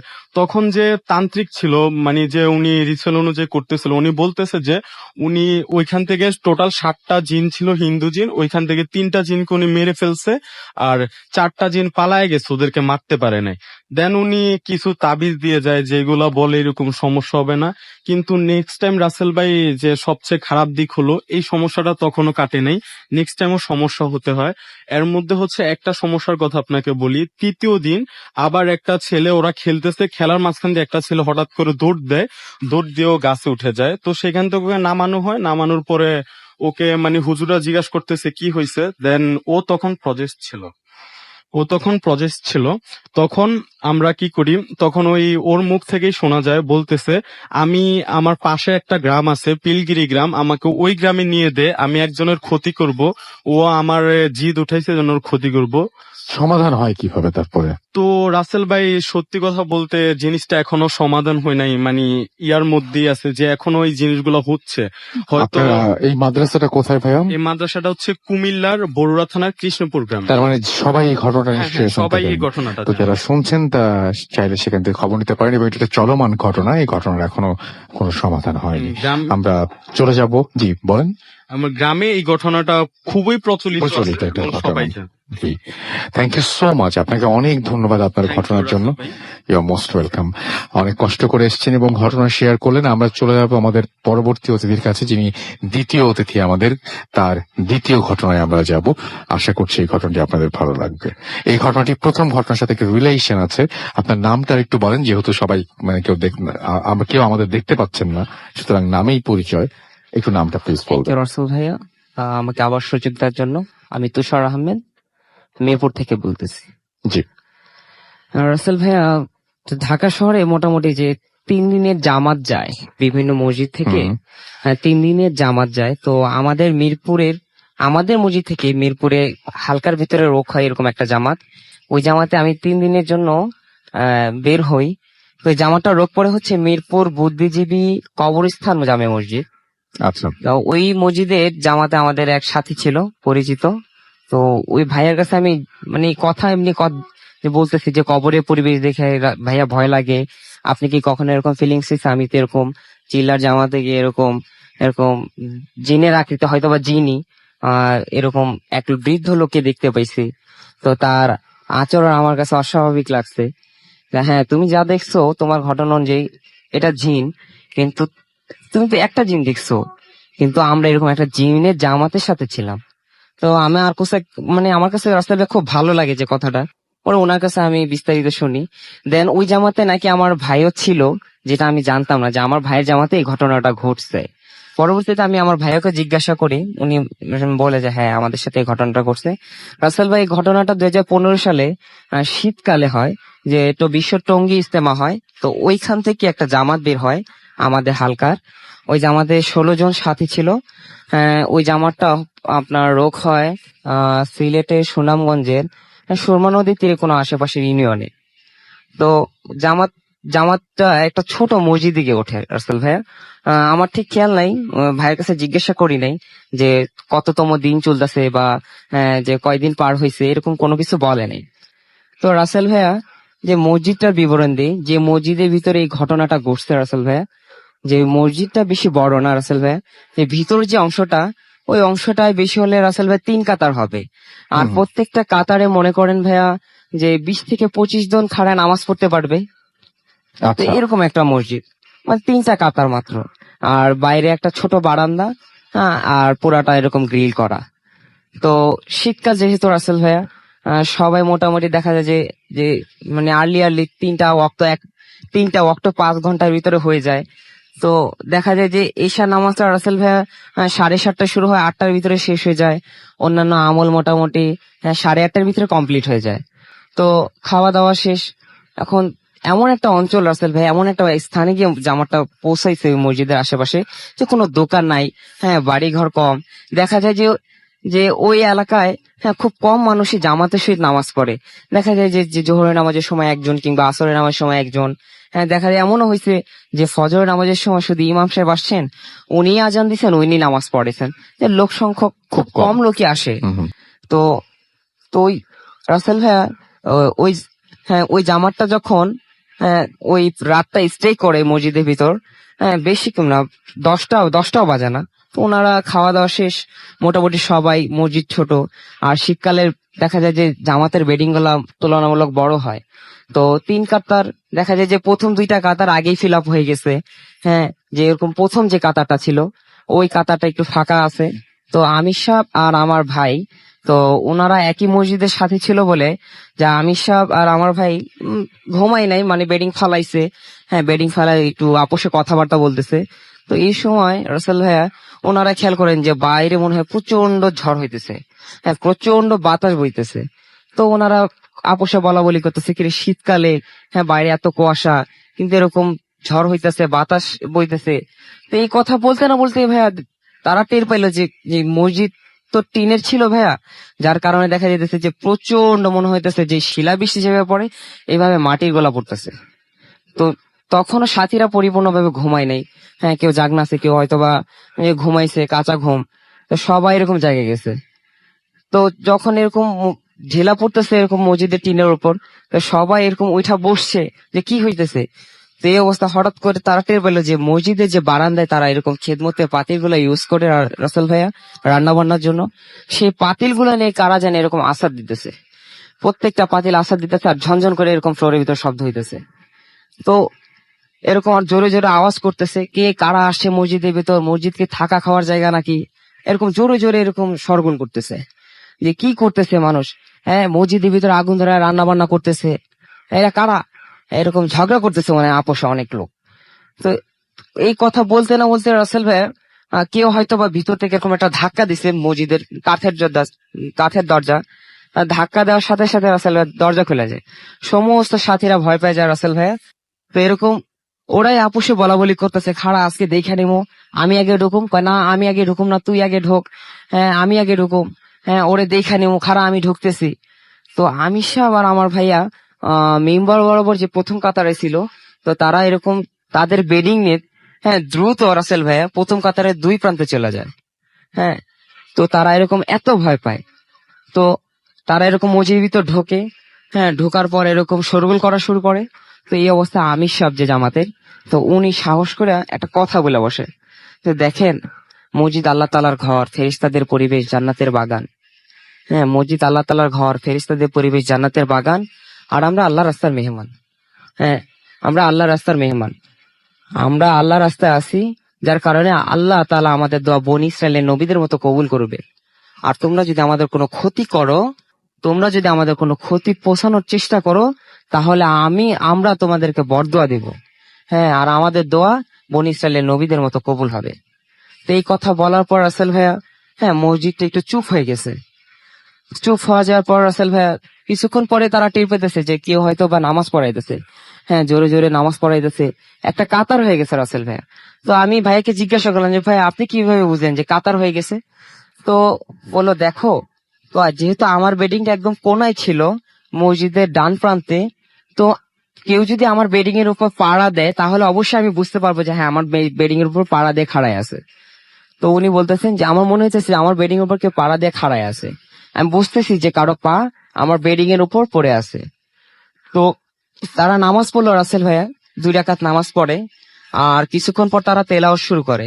হ্যাঁ রাসেল ভাইয়া তিনি আরো এইভাবে শিওর হইতেছে যে যে যে তারা যে আমার বেডিং পাড়ায় এরকম যে কোরআন শরীফ পড়তেছে, যে মসজিদের তাকগুলা, ওই তাকগুলা থেকে কোরআন শরীফ পড়তেছে, কোরআন শরীফের পাতা উল্টাইতেছে। তো ওই শব্দ পর্যন্ত তারা টের পেতেছে। হ্যাঁ, তো এই অবস্থায় তারা জিকির করে, কেউ তেলাওয়াত করে। কিছুক্ষণ পর রাসেল ভাইয়া মসজিদটা একদম ঠান্ডা হয়ে যায়। তো তারা আসার পর রাসেল ভাই যে মসজিদে একটা গুম গুম ভাব ছিল, হ্যাঁ তারা হয়তো বা চলে যাওয়ার পর মসজিদটা একটু হালকা হয়ে যায়। স্বাভাবিকভাবে রাসেল ভাই যে মসজিদে থাকলে, হ্যাঁ মসজিদে কিছুক্ষণ বসলে বোঝা যায় যে না আছে এটা আসলে মসজিদে বসলে খুব ভালো লাগে। তো তখন তাদের মনের ভিতরে এই ফিলিংসটা, হ্যাঁ তারা ফিল করে। হ্যাঁ, এই ছিল রাসেল ভাই ঘটনা। Thank you so much. আপনার ঘটনার জন্য আপনাকে অনেক ধন্যবাদ। আমরা চলে যাব আমাদের পরবর্তী অতিথির কাছে, এবং আপনার নামটা প্লিজ একটু বলবেন, আপনার ঘটনায় তারপর আমি যাব। আসসালামু আলাইকুম জি বলেন। আসসালামু আলাইকুম রাসেল ভাই, আমার নাম সম্রাট মেহেদি, আমি ভোলা থেকে এসেছি। আমি ঘটনা আসি। জি ঘটনা ঘটেছে মালয়েশিয়া। আমার বড় ভাইয়ের কাছ থেকে শুনে ঘটনাটি। তো আমার বড় ভাই যখন মালয়েশিয়া ফার্স্টে যায় একটি জবের জন্য, তো উনি মালয়েশিয়া যে আর কি যে বাসাটায় শিফট হয়, তো বাসাটা ছিল দোতলা। তো একতলায় থাকতো কিছু ছেলে আর কি, 6 জন ছেলে। আর দ্বিতীয় তলায় ছিল আমার ভাই। তো ওনার সাথে কেউ ছিল না, উনি একাই ছিল। তো রাসেল ভাই, আমার ভাই যখন ওই আর কি ওই বাসাতে শিফট হয়, তারপরে আর কি ওই বাসার একতলায় যারা ছিল আর কি ছেলেরা, 6 জন। তো ওনারা আমার ভাইকে আর কি অনেক ভালোবাসে। তো ভালোবেসে আর কি ছোট ভাই হিসাবে জানে। তো আমার ভাইও ওনাদেরকে অনেক সম্মান করে, বড় ভাই হিসাবে সম্মান করে। তো উনি যখন মালয়েশিয়া যাওয়ার 1 সপ্তাহ পরে আর কি বড় ভাইদের এসে বলে যে ভাইয়া, আমি তো আপনাদের দেশে আর কি নতুন আসছি, তো আমাকে যদি একটু একটু সময় দিয়ে রাত্রে আড্ডা মারার জন্য আমার সাথে একটু বের হয়ে দেন, ভালো হইতো। একটু রাতে নীরব ঘরে থাকতে থাকতে ভোর হয়ে গেছি। তো বললো যে মালয়েশিয়ায় রাত্রে অনেক রাতে তো আর কি পুলিশ থাকে, তো আমরা পারি যে আমাদের বাড়ির সাইডে একটা বড় আর কি রাস্তা আছে, কাঁচা রাস্তা, তো ওই সাইডে চতুর্দিকে গাছপালা, তো আড্ডা মারা যাবে, সমস্যা নেই, আমরা সবাই মিলে যাব। তো ডান। তো সবাই মিলে সেদিন রাতে আর কি আড্ডা মারতে যায়। তো সবাই মিলে কথাবার্তা বলতেছে, হাসতে হাসতে যাইতেছে, সবই ভালো ছিল, ঠিক ছিল। তো এক সময় আমার ভাইয়ের আর কি ফোনে একটা কল আসে। কল আসার কারণে তো আমার ভাই সবার পিছিয়ে পড়ে যায় আর কি, প্রায় 40 থেকে 50 পিছিয়ে পড়ে যায়। তো কথা বলতে বলতে বলতে অনেক সময় পার হয়ে যাওয়ার পরে আর কি দেখলো যে, আমার ভাই দেখলো যে সবাই অনেক সামনে কিন্তু ভাই অনেক পিছে। তো পিছে থাকার কারণে তখন আমার ভাই আর কি একটু তাড়াতাড়ি করে হাঁটছে। তো উনি যখন তাড়াতাড়ি করে হাঁটছে আর কি, পিছ থেকে আওয়াজ আসছে, যে অনুভব করতে পারছে যে ওনার আর কি পিছে ওনার সাথে কেউ একজন হাঁটছে। তখন উনি অনুভব করতে পারতেছে, বাট কিছু দেখতে পারতেছে না চতুর্দিকে। তো উনি সাহস করে আর কি পিছে তাকায়। তো পিছে যখন তাকায় রাসেল ভাই দেখলো যে সাদা একটা কিছু ছায়ার মতো আর কি ওনার পিছে দাঁড়িয়ে আছেন। তো উনি মোবাইলের টর্চটা আর কি যখন জ্বালায় তখনই নাই, গায়েব। তো উনি মনে করলো যে হ্যালুসিনেশন হবে, বাট আমি এটা ভুল দেখছি। তো আমি সামনে এগোতে থাকি। তো সামনে যখন আগায়, তো আবারও সেম টু সেম কাহিনী, যে ওনার পিস পিস কে যেন আসছে। তো এই দেখে আবারও আমার ভাই পিছে তাকায়, তাকে সেম টু সেম কাহিনী, সাদা আর কি কিছু একটা ছায়া। তো আমার ভাই আবারও টর্চ লাইট মারে, মারার পর কিছু দেখতে পায় না। এরকম অনেকক্ষণ ঘটে। ঘটার পর এক সময় আমার ভাই পুরো দাঁড়ায় যায়। তো তখন আর লাইট মারে না, একদম স্ট্রং ভাবে দাঁড়ায় যে এবার কি এটা আমি দেখবো। তো আমার ভাইয়ের যে আর কি বড় ভাইরা ছিল সামনে, তো ওনারা বলে যে আচ্ছা আমরা তো অনেকক্ষণ ধরে হাঁটতেছি, সোহেলকে দেখতে পারতেছি না, ওর কি ফোনে কথা বলা এখনো শেষ হয় নাই, তো ওকে একটু ডাকি। তো ওকে ডাকতে এসে দেখে যে উনি একা একা আর কি দাঁড়ায় আর কি লাইট ছাড়া আর কি দাঁড়ায় আর কি কথা বলতেছে যে কে আপনি, আমার পিস নিছেন কিসের জন্য, এই সিম সিম। তো বলার পরে আর কি ওনারা কিছুই দেখতে পারতেছে না, বাট আমার ভাই দেখতেছে। তো আয়সা বলতেছে এই সোহেল কার সাথে কথা বলিস, কেউই তো নেই। তো বলতেছে, তারপর বলে যে না আমি একটা মানুষের সাথে আর কি একটা আর কি ইয়ার সাথে কথা বলছি যে আমার পিস পিস আসতেছে। বলে কি আচ্ছা কেউ নাই এদিকে, তুই চল তারপরে বাসায় যেতে পারবো। তো সেদিন রাতে 1টা বাজে ওনারা বাসায় আসে, আসার পর আমার ভাই দোতলায় চলে যায় ওনার রুমে। তো যার যার মতো সে বাসায় চলে যায়। তো বাসায় যাওয়ার পরে আর কি দোতলায় যাওয়ার পর আমার ভাই ঘুমায়। তো ঘুমানোর পরে আর কি রাত 2টা বাজে। তো উনি ঘুমিয়ে যায়। তারপরে আর কি আওয়াজ আসে যে ওনার সামনে থেকে যে যখন ঘুমিয়ে যায় আর কি পায়ের কাছ থেকে ওনার আওয়াজ আসে যে কেউ একজন বসে আর কি কান্না করতেছে খুব। তো কান্না করতেছে কে, তারপরে উনি একটু ভালো মতো ঘুম থেকে উঠে দেখে যে একটা মহিলা আর কি কান্না করতেছেন। তো এটা দেখে আমার ভাই আর কি অনেক জোরে চিল্লাচিল্লি করে যে কে আছে, বাঁচাও বাঁচাও বলে। তো একতলার যে ভাইরা ছিল, ভাইয়ের ভিতরে একজন চলে আসে, আসার পর বলে যে সোহেল কি হয়েছে, বলে কি যে ভাইয়া এরকম এরকম কাহিনী যে আমার পায়ের সামনে একটা মহিলা বসে কান্নাকারি করতেছিল। তো বলে কি যাচ্ছে এগুলা কিছুই না, তা আমি তোর সাথে আর কি রাত্রে ঘুমাবো, আজকে সমস্যা নেই, প্রবলেম সলভ হয়ে যাবে। তো এ বলে আর কি আমার ভাইয়ের সাথে ঘুমিয়ে যায় রাতে। তো আবার 4টা বাজে ওনার বাসার যে দেওয়ালটা ছিল, দেওয়ালের পাশে ছিল একটা ওয়ার্ডরোব। তো ওয়ার্ডরোবের পাশ থেকে একটা আওয়াজ আসলো আর কি, কান্নাকাটির আওয়াজ আসতেছে, ওই সেম টু সেম মহিলার কান্না আসতেছে। তো আমার ভাই লাফ দিয়ে উঠলো ঘুম থেকে, যে উঠে আর কি পাশে ভাইয়াকে বলতেছে যে ভাইয়া ভাইয়া ভাইয়া দেখেন যে আবার সেম টু সেম কাহিনী, কান্নার আওয়াজ। তো বলে কি যে হ্যাঁ শুনতে পারতেছি। তো আমার ভাই বললো যে ভাই দেখেন এবার আমি খুব ভয় পেতেছি, তো আপনি আমার সাথে চলেন, আমরা একটু ওইটা ওয়ার্ডরোবটা সরাই আর কি দেখি যে কি আর কি ওটা ওই জায়গায় আছে। তো ওয়ার্ডরোবটা দুজনে মিলে সরানোর পর দেখে যে ওয়ালের ভিতরেই আর কি একটা বড় করে গোল করে আর কি ভাঙ্গা, তো দুটো কঙ্কাল। তো এ দেখে রাসেল ভাই দুজনে মিলে দৌড়ে আর কি বাসা থেকে বেরিয়ে একতলায় এসে সবাইকে আর কি ঘটনাটা বলে যে এরকম এরকম দোতলা রুমে ওর রুমে এরকম এরকম দেখছি। তো দেখার পরে সবাই বলে যে না এরকম কাহিনী তো ঘটে নাই কোনোদিন, তো চল আমরা সবাই দেখবো। তো ওনারা সবাই যায় একজোট হয়ে। তো গিয়ে আর কি দেখে যে কিছুই নেই, ওই জায়গায় কিছু নেই। যে ওয়ার্ডরোবটা যে সরাইছে ওই ওয়ার্ডরোবটা সেম টু সেম জায়গায়, আর ওনারাও ওয়ার্ডরোব সরায় দেখে যে ওই জায়গায় কোনো ভাঙ্গা চূড়া কিছুই নেই। তারপর আর কি আমার ভাই সেদিন রাতে একতলায় কাটানোর পরে আর কি যে পরের দিন ওনার একটা মামা আর কি যে মালয়েশিয়া থাকে, তো ওনাকে খবর দেয়, দেওয়ার পর ওই দোতলা থেকে উনি নেমে যায়। তারপর থেকে উনি যে বাসায় শিফট করে, তো ওখানে আর এরকম ঘটনা ঘটে না। অনেক ধন্যবাদ আপনাকে। আমরা একটা ছোট্ট একটা ইমেইল পড়বো এবং সেই ইমেইলের মাঝখানে আমাদের নতুন অতিথি আমাদের সাথে যোগ দিবেন। তো আমি ছোট্ট একটা ইমেইল পড়ছি।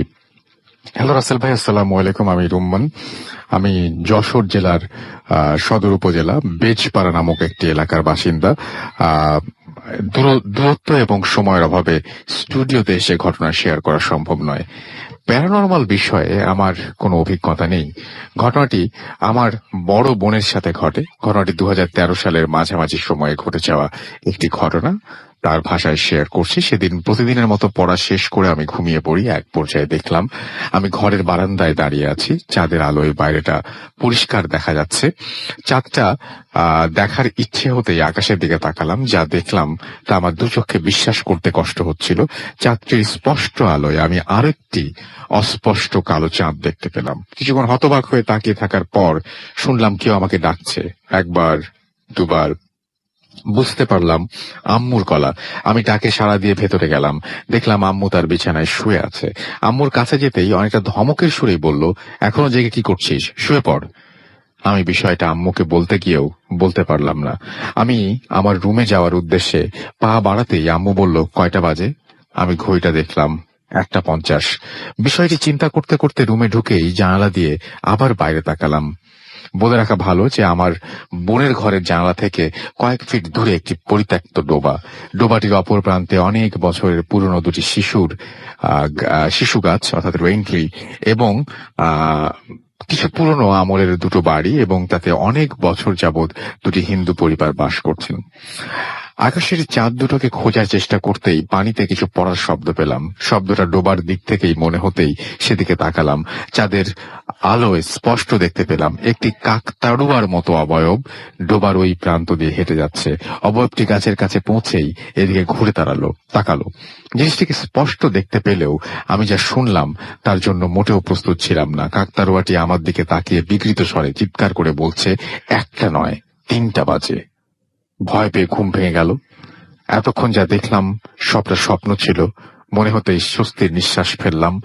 ভোর হতে আর কতক্ষণ তা জানার জন্য ঘড়িটার দিকে তাকাতেই এই গরমে আমার হাত পা জমে যাবার মতো অবস্থা। দেখলাম ঘড়িতে ঠিক 3টা বাজে। স্বপ্নের কথাটা বারবার মনে পড়তে লাগলো। সে রাতে ঘুম হলো না। 7-5 কিছুতেই মিলাতে পারলাম না। এক পর্যায়ে ফজরের আজান দিলে আমি বিছানা ছেড়ে উঠে ওয়াশরুমে গিয়ে মুখে পানি দিতেই মুখের ডান পাশটা জ্বালা করে উঠল। বিষয়টা তখনও বুঝতে পারিনি। ওই দিন সকালে পাশের বাড়ির এক প্রতিবেশী চাচির সাথে দেখা হতে তিনি জিজ্ঞাসা করলেন, গালে কিসের দাগ? ও তেমন কিছু না বলে আমি বিষয়টা তখনকার মতো উপেক্ষা করলাম। বাসায় ফিরে আয়নায় খেয়াল করলাম ডান গালে আঙুলের পাঁচটা আঙুলের সাইজের 4-5টা দাগ বসে আছে। সেই দিন সন্ধ্যা হতেই আমার প্রচন্ড জ্বর শুরু হয় এবং 3 থেকে 4 দিন সেই জ্বর ছিল। আমার সাথে ঘটে যাওয়া এই ছিল আমার বোনের সাথে ঘটে যাওয়া ঘটনা। গুছিয়ে না লিখতে পারার জন্য দুঃখিত। ভালো লাগলে পড়ে শোনাবেন। অনেক অদ্ভুত একটা ঘটনা। 1টা নয় 3টা বাজে স্বপ্নের মধ্যে শুনলেন এবং চোখ মেরে দেখলেন যে ঘড়িতে 3টাই বাজে এবং তার মাঝখানে স্বপ্নে আপনার মা যখন আপনাকে জিজ্ঞেস করেছিলেন কয়টা বাজে তখন সময় ছিল 1:50। সবকিছু মিলিয়ে খুব অদ্ভুত একটি ঘটনা। আমরা চলে যাচ্ছি আমাদের শেষ অতিথির কাছে। আপনার নামটা প্লিজ একটু বলবেন, তারপর আপনার ঘটনায় যাব। হ্যালো রাসেল ভাই, আমার নাম হৃদয়, আমি এসেছি মিরপুর 6 থেকে। তো যাই হোক ভাই, আমি সরাসরি আমার ঘটনায় চলে যাই। এটা হলো 1970 কি 75 এর দিকের ঘটনা। তো সেটা আমার বাবা দাদাদের সাথে ঘটে যাওয়া ঘটনা। তো আমি সরাসরি ঘটনায় চলে যাচ্ছি। তো তখনকার সময় একটা প্রচলিত কথা ছিল যে তখনকার সময় বলা হতো যে একটা বড় বেরাম নামে একটা কাহিনী ছিল। তো এটাকে হয়তো মহামারী বলে অনেকে ধারণা করতো। অনেক অঞ্চলে একে অনেক ভাবে এদের নাম করা হতো। তো কেউ বলতো একে ওলা বিবি, ওলামারি ইত্যাদি। তো আমাদের দেশে আমাদের অঞ্চলে এইটাকে বড় বেরাম নামে সবাই চিনতো। তো যাই হোক, তো যে সময় এই বড় বেরামের তাণ্ডব চলছে গ্রামে গঞ্জে, তখনকার সময়ের ঘটনা এটা। তো তখনকার সময় আমার দাদি তো নদী থেকে পানি আনতে গেছিল। তো পানি আনতে যাওয়ার সময় সে দেখলো যে নদীতেই ওই নদীর পানিতে একটি মরা দেহ, এই বড় বেরামে আক্রান্ত হওয়া মরা দেহ নদীর পানির উপর দিয়ে ভাসছে। তো এটা দেখার পর আমার দাদি একটু ঘাবড়ে গিয়ে কি করলো, পানি তাড়াতাড়ি করে নিয়ে এসে সরাসরি বাসায় চলে আসলো। বাসায় চলে আসার পর তো কিছুক্ষণ পর আসলে যে জিনিসটা হওয়ার কথা ছিল না তাই ঘটলো। তার সাথে একটি বাজে অবস্থা, যে তাকে এই বড় বেরাম নামক এই ইয়াতে আছর করলো। তো তখনকার সময় এটা আছর করার সময় তো সে আসলে মারাত্মক অসুস্থ হয়ে পড়লো। তো আসলে এটার প্রভাব যে এতটুকু ছিল যে তার শরীরের যে অংশ, বিভিন্ন অংশ জায়গায় যে পচে পচে যাওয়া অবস্থা। তো তার শরীরে যে মাংস ছিল তা খুলে খুলে পড়ছে, এরকম অবস্থা। তো আসলে একটা মারাত্মক অবস্থা, যে দুর্গন্ধ ছড়িয়ে গেছে চারিদিকে। তো এই খবরটা আমার দাদার কানে গেল। সে জলদি জলদি বাসায় এসে বলল। বাসায় এসে যাওয়ার পর সে সবকিছু দেখে বুঝতে পারলো যে আসলে এটা কি হয়েছে। তো যাই হোক, সে সময় এই বড় ব্যায়াম নামকের অবস্থার কারণে অনেক লোক মৃত্যুবরণ করছে। তো এটা থেকে নিস্তার পাওয়া অনেকটা অসম্ভবই ব্যাপার ছিল। তো দাদা কিছু সাত পাঁচ না ভেবে আমাদের দেশে একজন কবিরাজ ছিল, তাকে কবিরাজকে খবর দিল। তো দাদা একজন স্বনামধন্য ব্যক্তি হয়, সে কবিরাজ তার কথা শুনে সে সরাসরি আমাদের বাসায় এসে পড়লো। আসার পর তো কবিরাজ সবকিছু দেখে বলল যে আসলে তো তাকে বড় বেরামে ধরেছে, তো তাকে সুস্থ করতে হলে তো কিছু করতে হবে। তো সেটার জন্য সে প্রসেস চালালো। তো সেক্ষেত্রে দাদা আর তাদের সন্তানরা ছিল, তাদেরকে বাইরে রেখে তো কবিরাজ তার উপর এই বড় বেরামের যে আছর ছিল তার দাদির উপর তার আছরটা ইয়াতে প্রসেসটা চালানো শুরু করলো।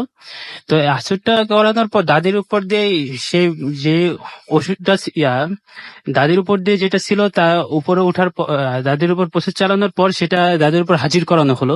হাজির করানোর দাদি তার কণ্ঠে এই সময় বলতেছিল যে আচ্ছা আপনাকে সেকে বললো যে আপনি এভাবে এখানে এসেছেন কিভাবে, আপনি তার উপর আঁচড় করেছেন কেন বা কিসের জন্য।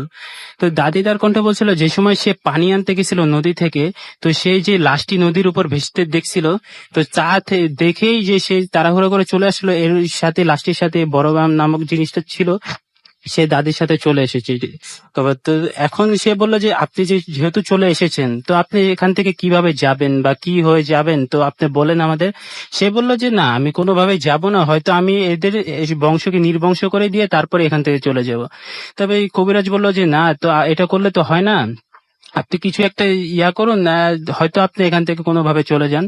তো সে বললো না, আমি কোনোভাবেই যাব না। তো কবিরাজ আর দাদির এটা জোরাজুরি করার পর শেষমেশ সে একটা প্রস্তুতে মানলো যে হয়তো সে যাবে, হয়তো তাকে গাছ নয়তো ফল এরকম কিছু দিতে হবে। তো কবিরাজ বললো গাছ বা ফল, এটা বলতে কি আপনি একটু গুছিয়ে বলুন। সে বলল যে হয়তো দাদি বা তাদের সন্তানের কাউকে সে নিয়ে যাবে। তো সে বলল যে আপনি সন্তানের কাছে নিয়ে যাবেন, এক্ষেত্রে বোঝা যায় যে গাছ বলতে সে আমার দাদিকে বুঝিয়েছে, আর ফল বলতে তাদের সন্তানকে বুঝিয়েছে।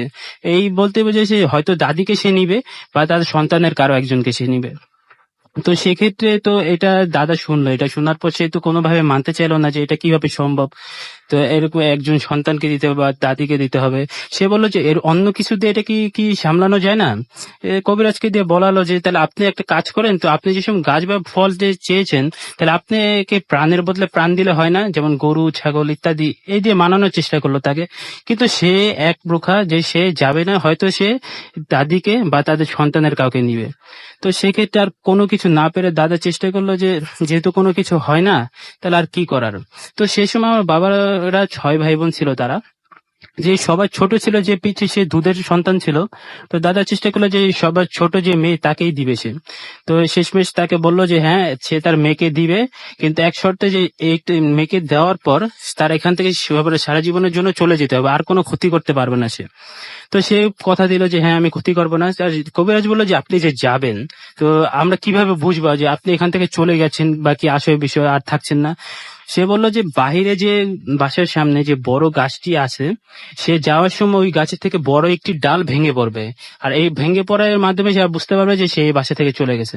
তো তার কথা মতো বললো ঠিক আছে, আচ্ছা। তো প্রসেস শুরু করলো। সে বললো যে ফজরের আগে আগে এটা করতে হবে। তো দাদাকে সব খুলে বলা হলো। তো ফজরের আগে আগে এমন সময় দাদাকে বললো যে তার ছোট যে মেয়ে দুধের সন্তান, তাকে বললো যে আপনার স্ত্রীর পাশে রাখেন তাকে। তো সে তার কথা মতোই তার স্ত্রীর পাশে রাখলো সেই সন্তানকে। রাখার পর যেহেতু সে ছোট বাচ্চা দুধের শিশু, সে কি করলো, রাখার পর সে হয়তো জাগনা ছিল, সে উপরের দিকে তাকিয়ে মানে হাত দিয়ে খেলছিল। তো খেলার পর এরকম অবস্থায় যে এরকম খেলছিল যে ফজরের আগ হয়ে গেছে, এরকম অবস্থায় কবিরাজ বলল যে ফরাজি সাহেব, যে আপনি আপনার সন্তানের মুখে একটু পানি দেন। তো সে পানি দিল, পানি চামচ দিয়ে সে পানি দেওয়ার পর কিছুক্ষণ সময় হতে না হতে যে খেলা অবস্থায় উপরের দিকে তাকে যে খেলছিল, সে হঠাৎ করে সবকিছু নিস্তেজ হয়ে পড়লো, মানে হাত পা সবকিছু নিস্তেজ করে পড়লো। সে বোঝা গেল যে সে মারা গেছে।